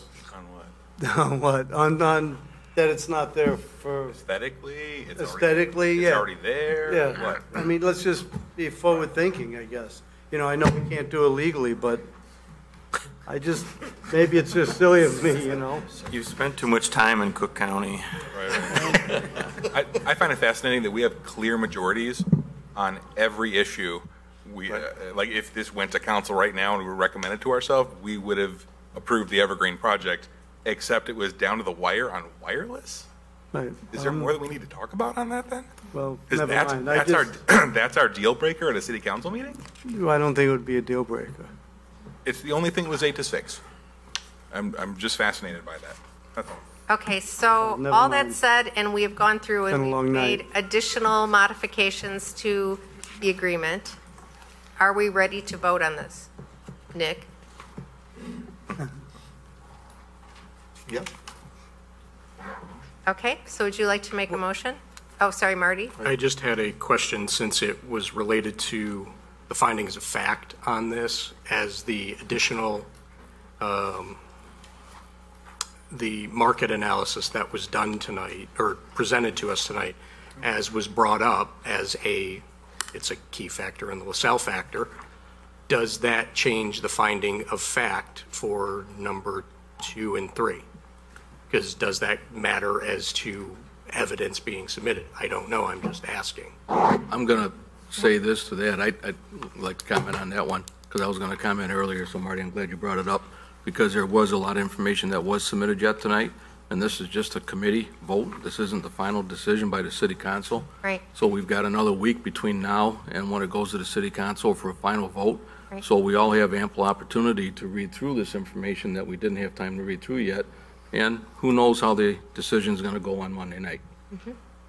But I think we should go ahead with the vote tonight, and because you know, as with any decision we make it on the best, with the best information that we have in front of us at the time we make the decision. I was just asking on that because it could have legal implications. Well, it wasn't submitted during the public hearing, so I don't know how it could be used in the determination of the findings of fact, because it wasn't submitted during the public hearing. And we'll ask council to weigh in on that. Yes, that's you. I didn't hear.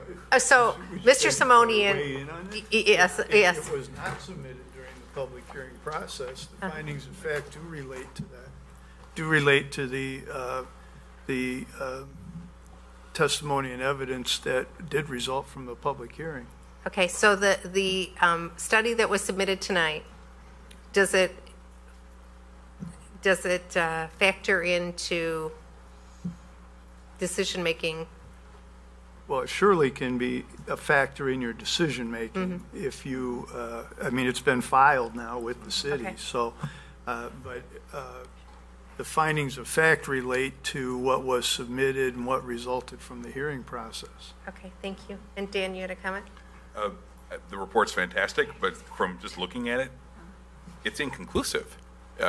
Two of them, the property values went down. One of them, it went up. One of them was equal, and which is consistent with some links I'd sent out to the group last week. There's a study showing property values going up or down if you want to find them.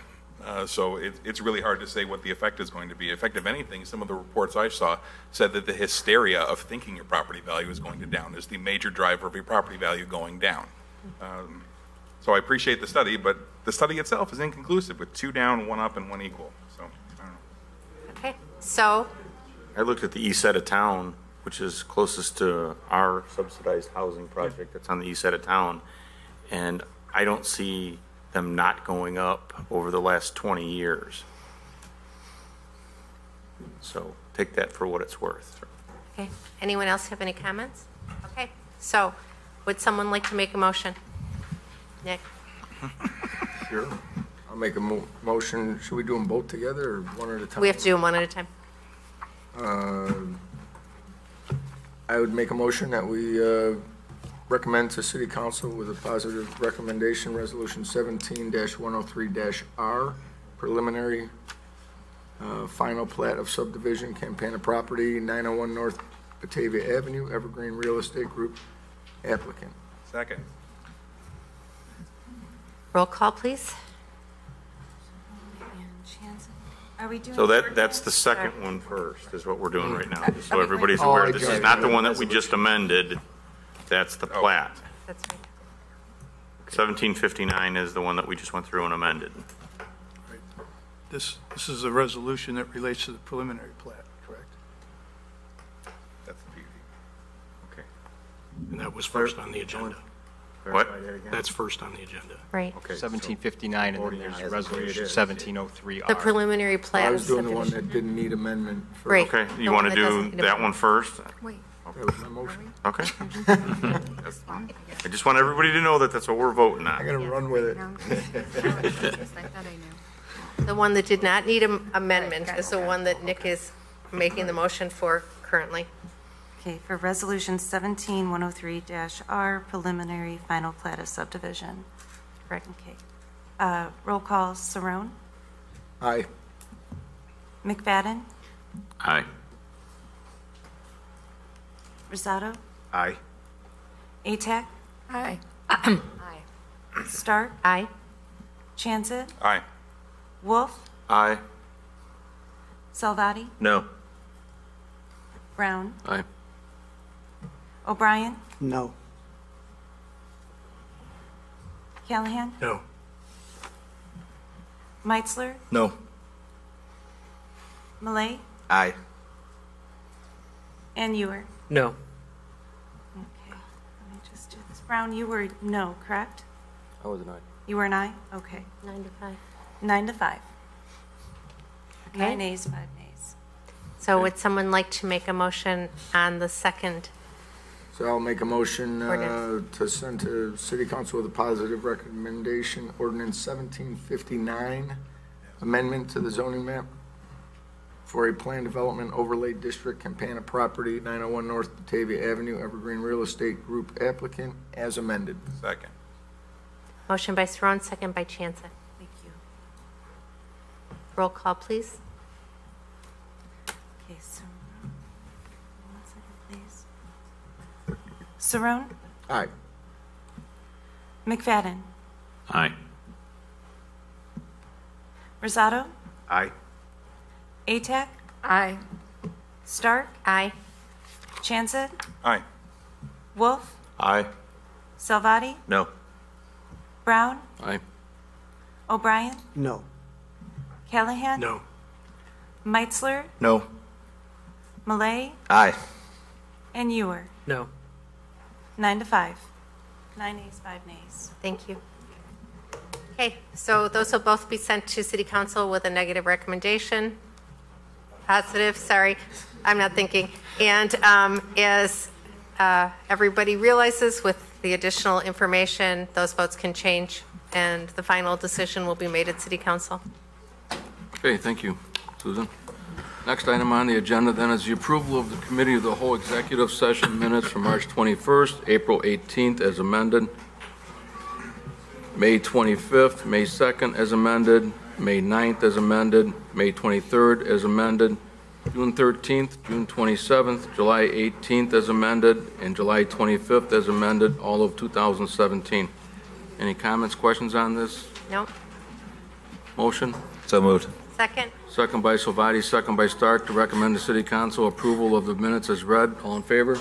Aye. Opposed? Motion's carried. Item 10, project status. Just wanted to let everybody know that the Toy Drive found a home again this year. It will be held at the Walgreens, the old Walgreens location, and we definitely like to thank BEI for their generosity in, again, being willing to donate this space at zero rent. The city will pay the utilities and clean the place up a bit, and we thank the fire department for offering to help move the toys from the tin shop to the Walgreens for the event this year. It's a wonderful event that really speaks volumes about what's important in this community, so we're very happy that we can provide resources for them. We're going to be meeting with MetroNet next Wednesday, and it's a construction planning meeting. And I think what will come out of that is a better idea of what their overall dates that they plan on coming to town and the various areas and paths that they will follow. But on the heels of that, I'm sure that the communication with residents about expectations about when they can see construction in their area begin as well. I also wanted to recognize Gary Holm last week. He attended the American Public Power Association leadership course. So thank you, Gary. You're an incredibly busy guy, but I really appreciate you taking the time out to attend that, that course.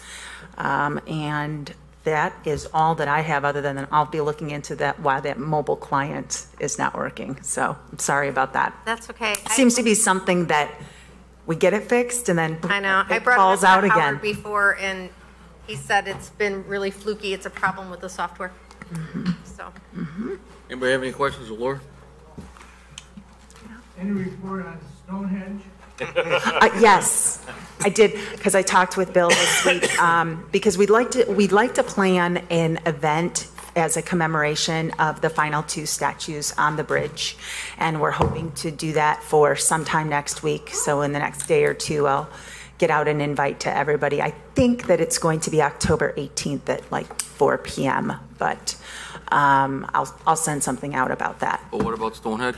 Yes, so and then there's Stonehenge. While I was talking with Bill about that ceremony, I also talked to him about Storehenge, and that could be available as soon as sometime next week.